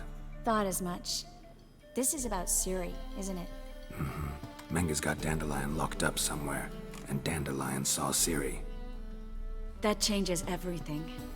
Listen, meet me at midnight by the Chapel of the Eternal Fire, east of the harbor. We'll figure out a way to get into the Hunter's barracks together. All right, see you then, and thanks. Ok, gặp Chit tại đền thờ ngọn lửa Vĩnh Hằng. Đến gần bến cảng vào giữa đêm. Ok, đi thôi. Ủa sao cái nhiệm vụ này nó kẹt vô cái nhiệm vụ kia ta? Ủa cái đéo ở đây. À, nó hết tác dụng của cái đòn ấy thôi.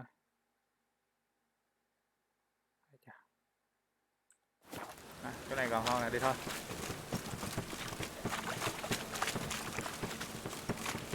Bây giờ là mình có lút đồ được nhiều hơn, nãy mình có lút thoải mái thôi, không có sợ đâu.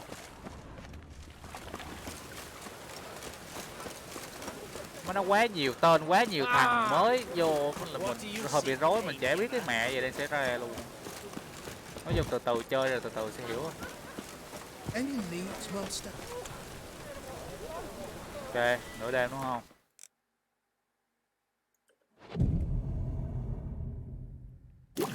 Đó.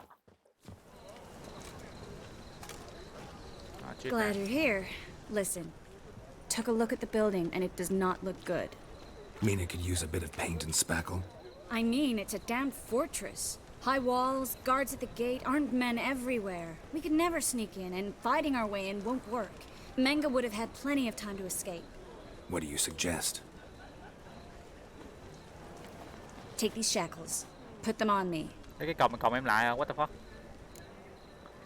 Ủa không phiền giải thích chuyện này. Ủa chắc em muốn làm gì ở đây?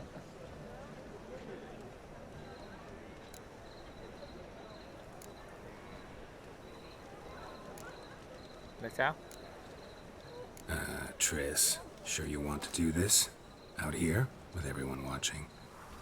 This might come as a surprise to you, but shackles do have uses outside of the bedroom. Think. Bring the hunters the vile Triss Merigold. They won't just open the gate for you. They're likely to let you present her to Menga personally. No way. Too risky. Dandelion's life's on the line. Series 2. No such thing as too risky. Được rồi, nhưng sau đó thì sao? Fine. Let's say they take the bait. What then? We go in, I put a sword to Menga's throat and ask him where Dandelion is? Might not work. Menga's scum, but you have to admit, death doesn't scare him. Always found that annoying in fanatics. So we gotta trick him into talking. Any ideas? Maybe tell him you have information about the Lodge. Or about Philippa. Even better, he hates her most of all. You'll think of something. Wait. I want to thank you. Come on. Anyone would do this. No. Not anyone. Stop. It doesn't befit a sorceress to blush. Okay. Still got a bad feeling about this. But tough. Let's go. Cũng đông đưa với vợ mình cái chứ. Nhưng mà nó hơi nhiều chữ, đọc hơi khó. Geralt, remember, I can take care of myself. What are you talking about? The hunters. They won't treat me like a lady, but I'll survive. Might hurt a bit, but... Ciri, she's what matters. Do what you need to do, no matter what happens. Can't promise that. I'm still asking you to, all right? All right.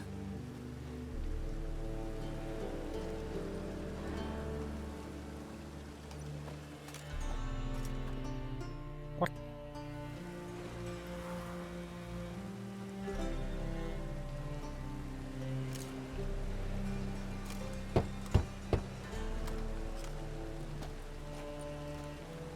What do you want? Here for my reward. What the hell for? For a witch. Recognize who I got? It's Triss Merigold. Merigold? Come in then.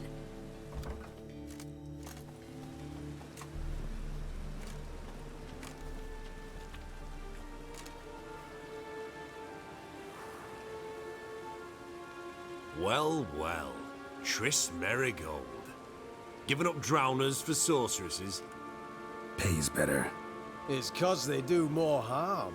What's a drowner do? Pull the odd fisherman from his boat. But the witches, they murder kings, scheme, start wars. Don't forget turning your cow's milk sour straight out of the udder. You're done jesting, Merigold. For good. Put her in a cell. Vá lên.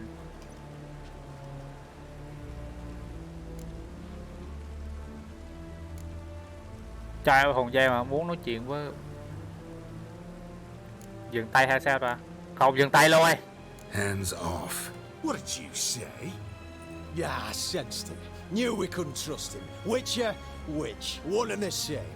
So they can burn at one and the same stick. À, chơi luôn đi. Đúng rồi. Mày quýnh giờ tao. Mày quýnh giờ tao.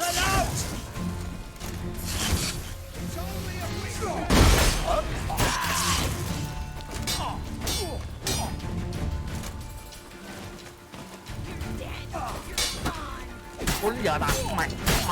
Mày. Ai da. À. Đâu.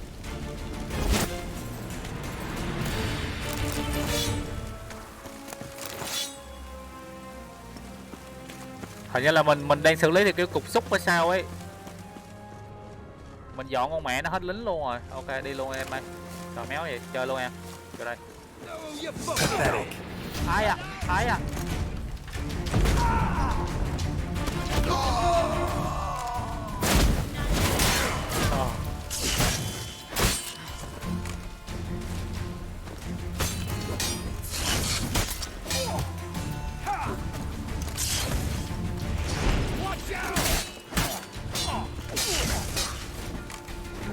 Bây giờ phải đánh nhau nhiều hả các bạn á. Đánh luôn. Đánh vui mà. Với lại không ai chỉ được cái thằng còn tiền mà. Nghe căng kìa. Không, nhưng mà mình đánh cái này mình lút đồ. Gọi là level nữa. Lút không?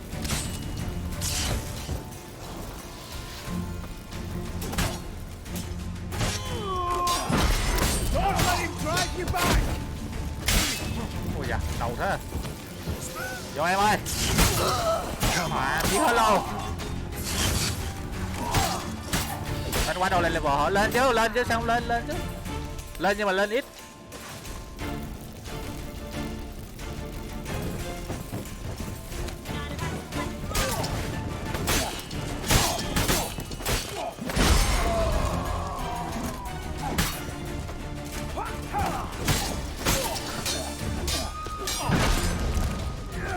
À, con này nó phản đồ à.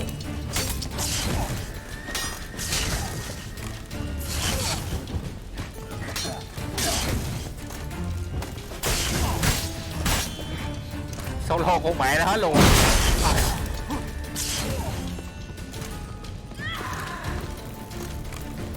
Đông quá. Từ từ đó. Ai da. Bộ này đông thế. Bộ này là bộ nào mà sao nó trâu vậy hả?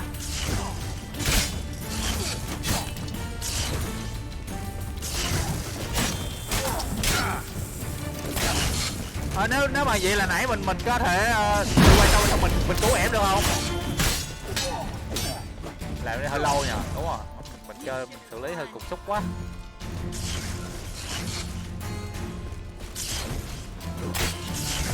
Chả biết hả? Vậy thôi.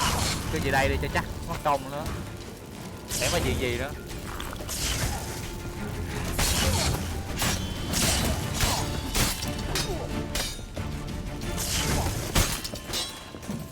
Đánh gì đây cho nó sướng.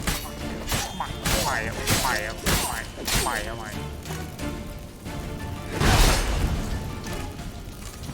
That's dance. Chú cha, nhìn em series đánh kìa. Cho nó em. Mày hả mày?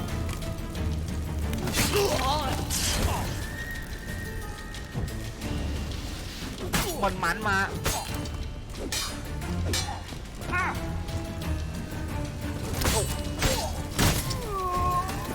Đâu? Nhiều đồ lắm, quýnh rất là nhiều đồ luôn. Tàu đó ra lút đồ đó. Tiền rồi các kiểu này. Well.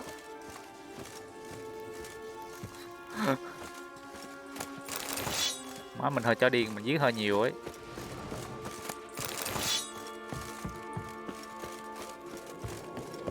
Khổ. Đi thôi.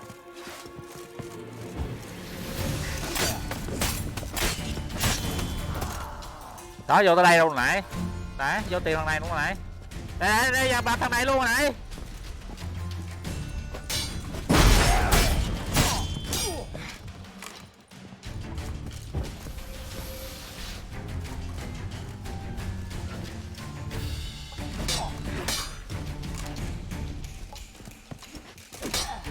Thằng này đỡ ghê à. Tàu nó đỡ đúng không?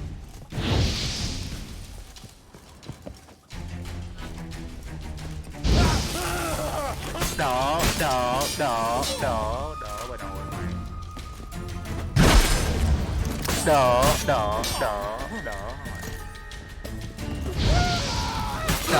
bà nội mày. Đỡ hả mày, I think that's all of them. That was close. À, tính ra mình vô mình giết chung mẹ. Say, trickery and deceit, not your strong suits. True. I prefer straightforward solutions. Yeah. Fight first, ask questions later. Má mình cho điên thật We sự. should search the office. Maybe we can find some documents mentioning Em trách mình sao? I'll search his body. You search the room. I'd start with the desk. Đáng lẽ phải làm thêm kế hoạch đấy nhưng mà mình lỡ ấy rồi cho nên thôi. Giết con mẹ hết luôn. Hiểu. Mạnh mà. Ồ.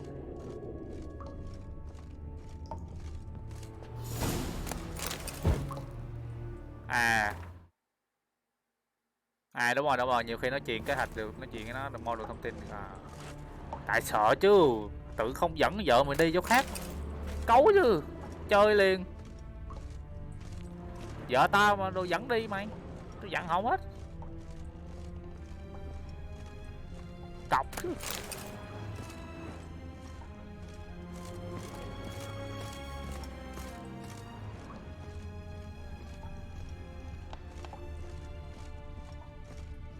Trời ơi.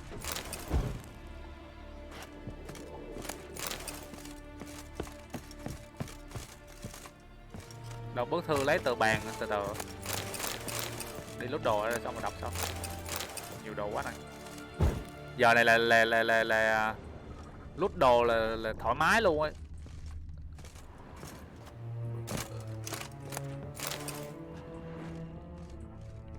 Đó. Khô.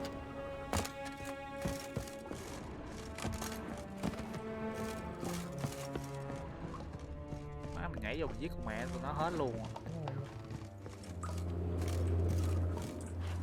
Từ từ đó tôi coi ở ngoài đây còn mấy cái thằng nào tôi chưa lụm, chưa lút không.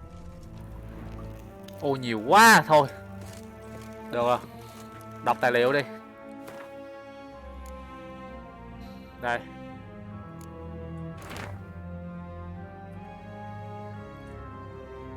Đây.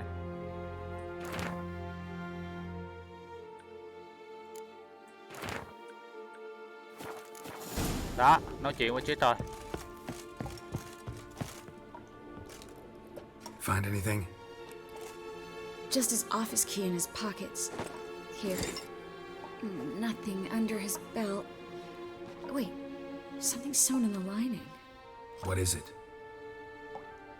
The key to a vault. Chìa khóa tới căn hầm.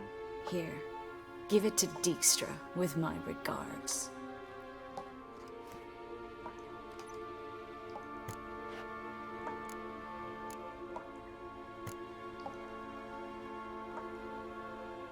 Có chìa khóa nè, anh tìm thấy một lá thư từ một tên do thám. I found a letter to Menga from someone important. A spy, I think. A spy? Take a look. Drop boxes, secret signals. Yeah, Strong stench of spycraft here. This agent could know more about Dandelion. Bet he does. Letter explains how to signal for a meeting. No mention of where it would take place. Maybe Dijkstra can help. He knows everything. Everything? Slight exaggeration there. I'm not so sure. Key to a vault? No address? Why do I doubt this'll make Dijkstra smile? Well, might keep him from setting his thugs on us. Breaking our legs for failing to fulfill our part of the bargain. Meaning glass is half full? Of something strong, I hope. Alright. Vậy lần này coi như mình phá hỏng kế hoạch đi, lần sau nếu mà có kế hoạch nữa thì mình làm theo kế hoạch thử nhá. Just not by way of the main gate. Mình làm theo linh cảm quá, tự nhiên không kêu dẫn con vợ mình đi, cái mình chơi đó luôn. Tìm lối thoát khỏi danh trại của thợ săn phù thủy. Đi xuống thôi chứ có mẹ gì đâu. Giết chết hết con mẹ rồi còn cái đâu nữa mà. Con nào cản.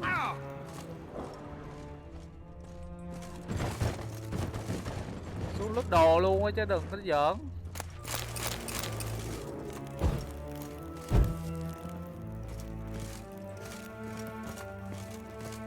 Mở cái cửa bị lock xem. À.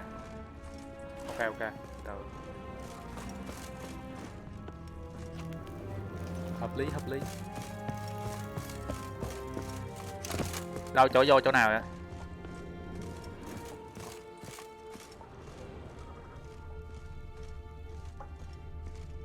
Cửa này đúng không?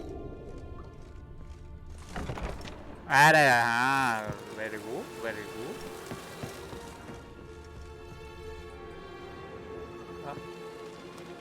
This is where we split up. But first, let's burn this shack down. Agreed. We've left too much evidence. Ủa vậy là cái cửa đó đâu phải nó khóa đâu, cái cửa đó là xong cái này nó mới cho mở sao ấy. Chứ cái chìa khóa nó phải chìa khóa của cái chìa khóa này. There's one other thing I wanted to talk about. But not here, and definitely not now. Come by later when you have a moment. I'd appreciate it. All right. We need to get out of here.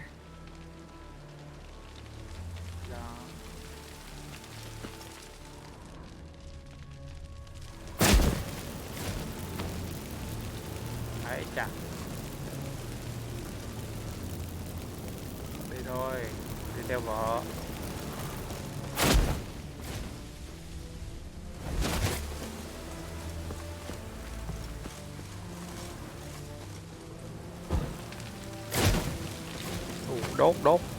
Đốt hết luôn ạ. Em này đốt hết luôn.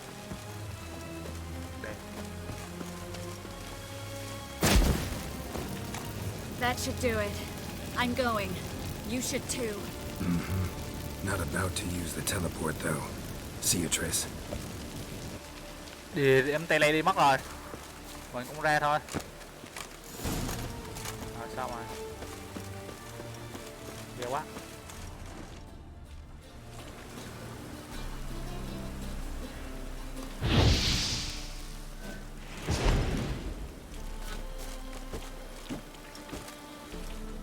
Cái chỗ này đáng lẽ mình phải phá được chứ. Ủa? À đây, dùng alarm. You there, Mr. Roven wants a word.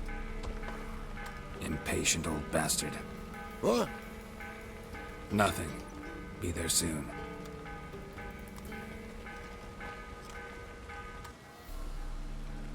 Ai à? Who do I spy? Why, it's Geralt of Rivia. À, xong này. Will you stop following me already? I will, as soon as you tell me where my treasure is. Me and Menge didn't see eye to eye. Chết mẹ rồi. Badly. Badly. I suppose that explains the smoke. My treasure's not in there, is it? Burning with the witch hunters. Didn't see it anywhere. And 20 tons of gold is hard to miss. You mean to say you've come to me empty-handed? First off, you came to me. Second, I do have something in my hand. The key to a vault. Đâu chịu có đâu, có thấy cái mẹ đâu. A vault that I need to find on my own. You've not made things much easier for me. Mình làm Give me that. giết tụi nó hơi vội rồi đúng không? Không có thông tin gì cả.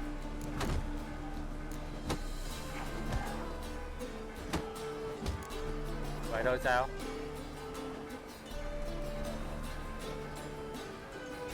That's all you're gonna say? No wry remark, no scintillating joke. You want a knee slapper? Fine, I'll tell you one. Ready? You lied to me. Again. What? You knew from the start who robbed me, but you didn't deign to share that information with me.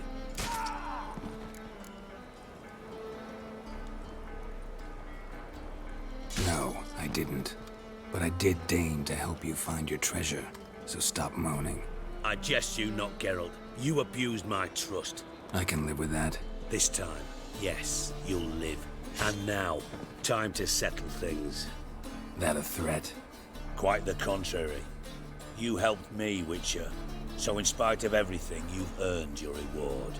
I take it you've still no idea what happened to Dandelion? None. Found someone who might know, though. A spy, I guess. Signs his name, Yammerlack. Found a letter of his. Just one problem. It only details how to arrange a meeting with him. Makes no mention of where. A ruined house in Far Corners. Give the signal, and he'll show up there the same day, just before midnight. Công nhận game này nó làm mình là một căn nhà đổ nát ở Falcon sẽ hãy ra hiệu và hắn sẽ xuất hiện ở đó ngay nữa.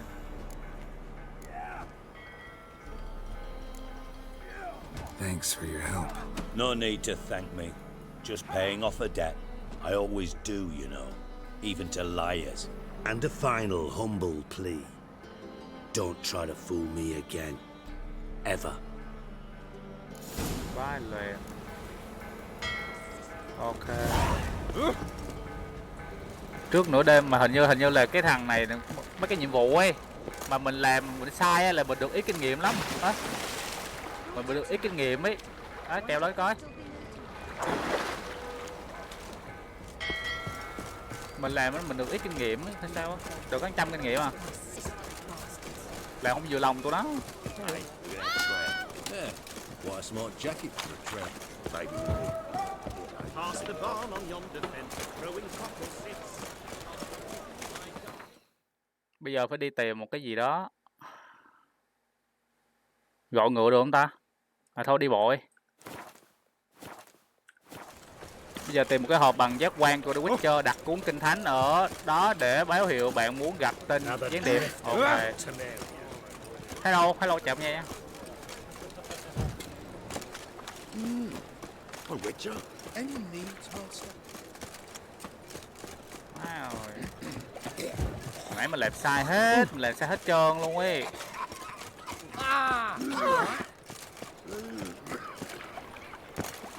Không xài cả đồ họ gì thế, tôi không biết nữa.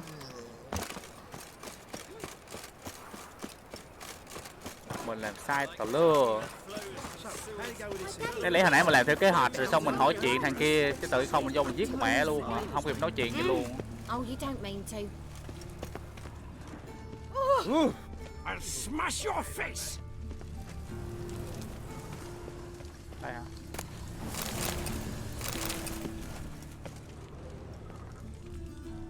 Không biết tìm mà. Đây. Gave the signal. Spies should show up in Far Corners before midnight. Đó, tới hẹn gặp lúc nửa đêm. Ok, giờ mình chỉnh tới lúc nửa đêm.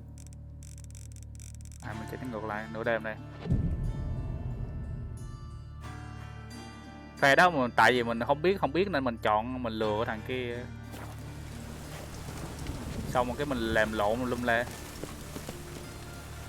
Mình mua máy thùng mà, làm sao mà biết được. Look awfully suspicious to me. Mẹ.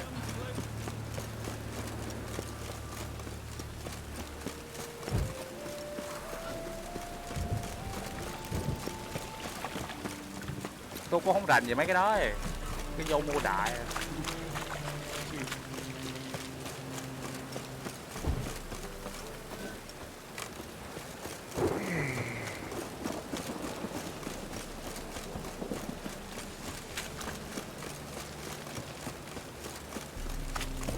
Trời ơi đêm rồi mà mấy em gái vẫn đi.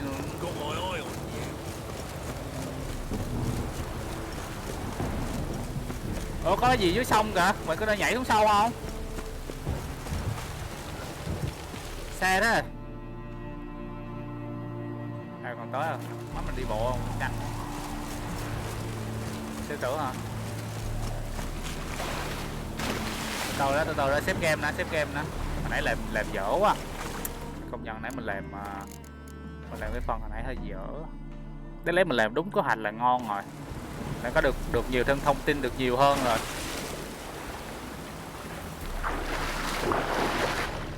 À xuống lút đồ thôi, vậy có mẹ rồi.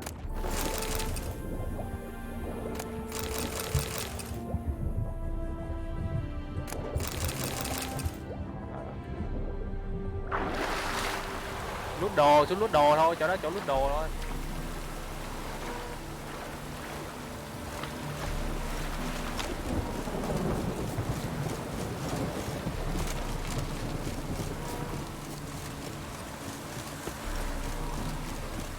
Sao bây giờ em thích nhiệm vụ cục xúc hay là nhiệm vụ theo kế hoạch? Hồi nãy là làm một phát không theo kế hoạch rồi đấy. Hay là vô chém giết tụi nó ầm mà xong hết rồi. Mất hết mẹ thông tin luôn. Làm sao cũng được hả? Nhưng mà làm sao nhìn cho nó hấp dẫn chút chứ. Thôi lần sau là làm theo kế hoạch đi nha. Chứ không. Now just to hide and wait. Làm theo đúng kế hoạch tụi mình còn có thông tin mình moi rồi chứ cùng vô. Tất cả đều ra một cái kết hả? Vậy hả? Ủa tưởng đâu là nếu mà nó không mình biết được thông tin nhiều hơn thì nó sẽ khác chứ không mình cũng ra một cái kết thôi hả? Cái gì? Tất cả đều ra một cái kết khác nhau, cái kết khác nhau đúng rồi.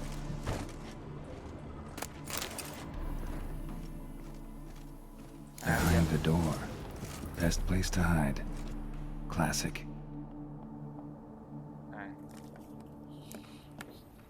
Cũng có thể là ủa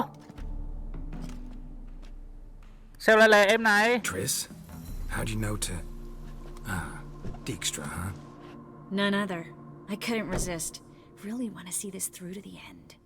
Perfect place for a tryst. With Triss. Mm-hmm.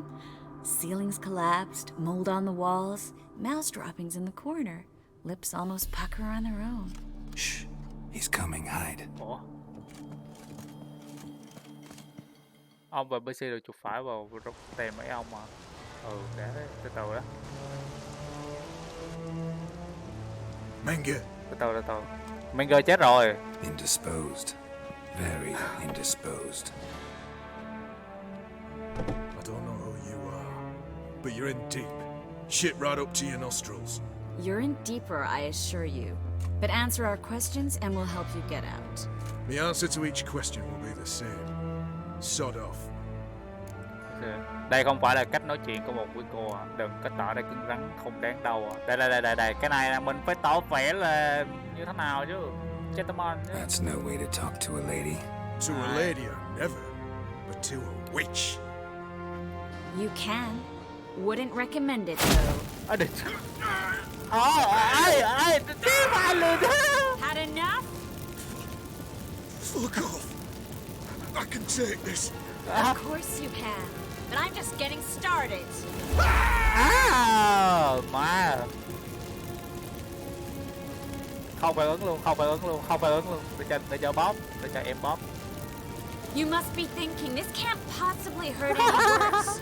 Oh, it can.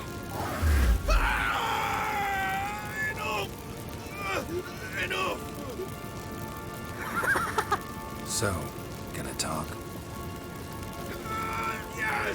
Yes! Just tell me what the fuck about! Đúng rồi. hỏi từ từ. Curiosity. Who do you work for? For God's sake! No way! Sure about that?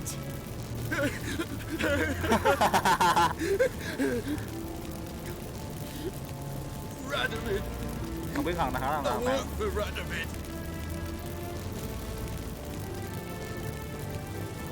Ta đang tìm của cải của Severus. Ủa? Rồi, đỡ hỏi từ từ. What did he hope to gain by helping Menge? He seeks to clear the field before he arrives. Makes sense. Easier to take a city whose mages are gone. Bastard. He'll pay for this. Sao? Where'd Menga hide Sigismund's treasure? I haven't a clue. You realize one word and you'll howl in pain again. Yeah, I still say I don't know a thing. Does that make you think? Think he's telling the truth? Ugh, looks like it. Rồi. We're looking for Dandelion. We know Menga captured him. That's what this is all about. A fucking minstrel! You might have said so from the start, before you bloody started mucking my mind with magic. I can't believe it. For a miserable sap like that. Muốn được xin lỗi sao? You expect an apology? No. But am I right to be surprised, haven't I? Đâu nhưng mà ta có quyền được ngạc nhiên đúng không? Dandelion is on Temple Isle, in the dungeon beneath the shrine. Menga's planning to execute him in Oxenfurt. Positively spectacular. Afraid you'll have to call off the show. How can we free Dandelion? Those who leave Temple Isle do so only on Menga's orders, issued in person. Damn it. We'll find a way. I have an idea. Tell you later. Enough. We've learned everything we wanted to. Mừng khi nghe vậy, liệu chúng ta có thể bỏ qua việc không may này đi về như bạn? Not so fast. Geralt. I know. He's seen too much. Why? I told you. Tiền đâu vậy không ngất hả? Either he dies, or I wipe his mind. Lấy trí nhớ của hắn thôi, giết hắn làm gì? Strip him of his memory. But I helped you. I helped. It's not so bad, I promise. Slay and gay. Wow. Thôi thâu bại hôm nay đó.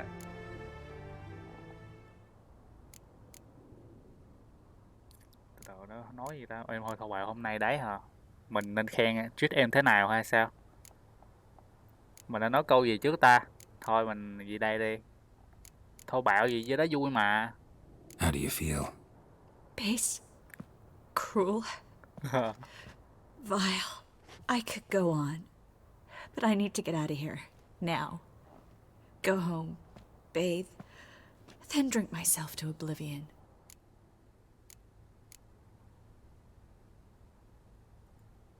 Said you had an idea about freeing Dandelion. Mệt lắm, cái đó chơi nhiều lắm, chơi lâu We lắm. know he's on the island.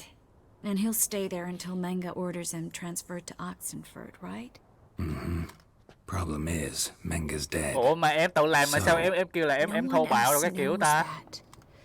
Chính em là người ra chiêu mà. He could reappear. Him or someone very, very similar. A Doppler? Mm-hmm. Your old friend Dudu Biberveld impersonated the halfling merchant. Dandelion claimed he seemed more real than the original. So much so, Vivaldi gave him a loan of several thousand crowns without batting an eye. Chưa, còn lâu lắm, nhiều lắm, câu chuyện game còn dài lắm. Nhiều khi tôi cũng chả biết là cái nhân vật mới là như thế nào đó cơ. Phải coi từ từ, phải tập trung dữ lắm ấy. Listen, there's one other thing I wanted to talk about. But not here, and definitely not now. Come by later when you have a moment. I'd appreciate it. All right. We need to get out of here. Game này muốn chơi nhanh là nhanh. Lâu rồi, game này Witcher. Đâu thanh niên tỉnh á. Sứ dễ thời sang phù thủy không mà em nằm. Bị con vợ bóp giái mà. Xỉu luôn. Khổ thân. Thôi nó đẩy lên giường nha, đẩy lên đây này, đây lên đây. Trời đất ơi khổ, ai biểu nãy chim khai sớm đi. Đỡ nhỏ nó bóp quá trời bóp luôn à.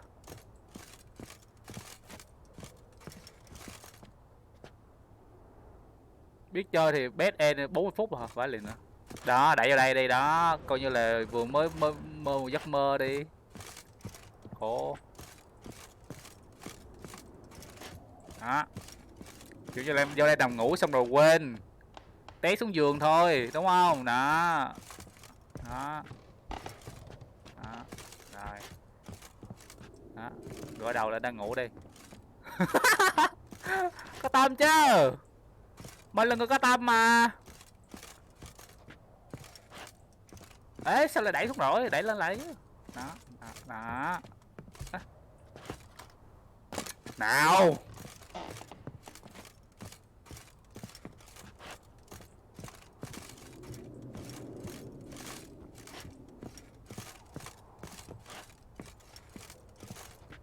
Đó. Khổ thân. Rồi, dậy đi. Tôi đã làm hết sức có thể rồi đấy.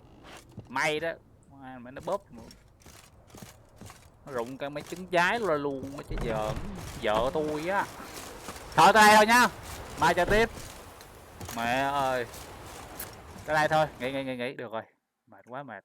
Hôm nay chơi cái buổi mà không làm được gì hết trơn hết trọi á. Bữa sau mình phải lẹ hơn và chọn lựa nhanh hơn. Ra ngồi xem thử ha. Từ từ đó.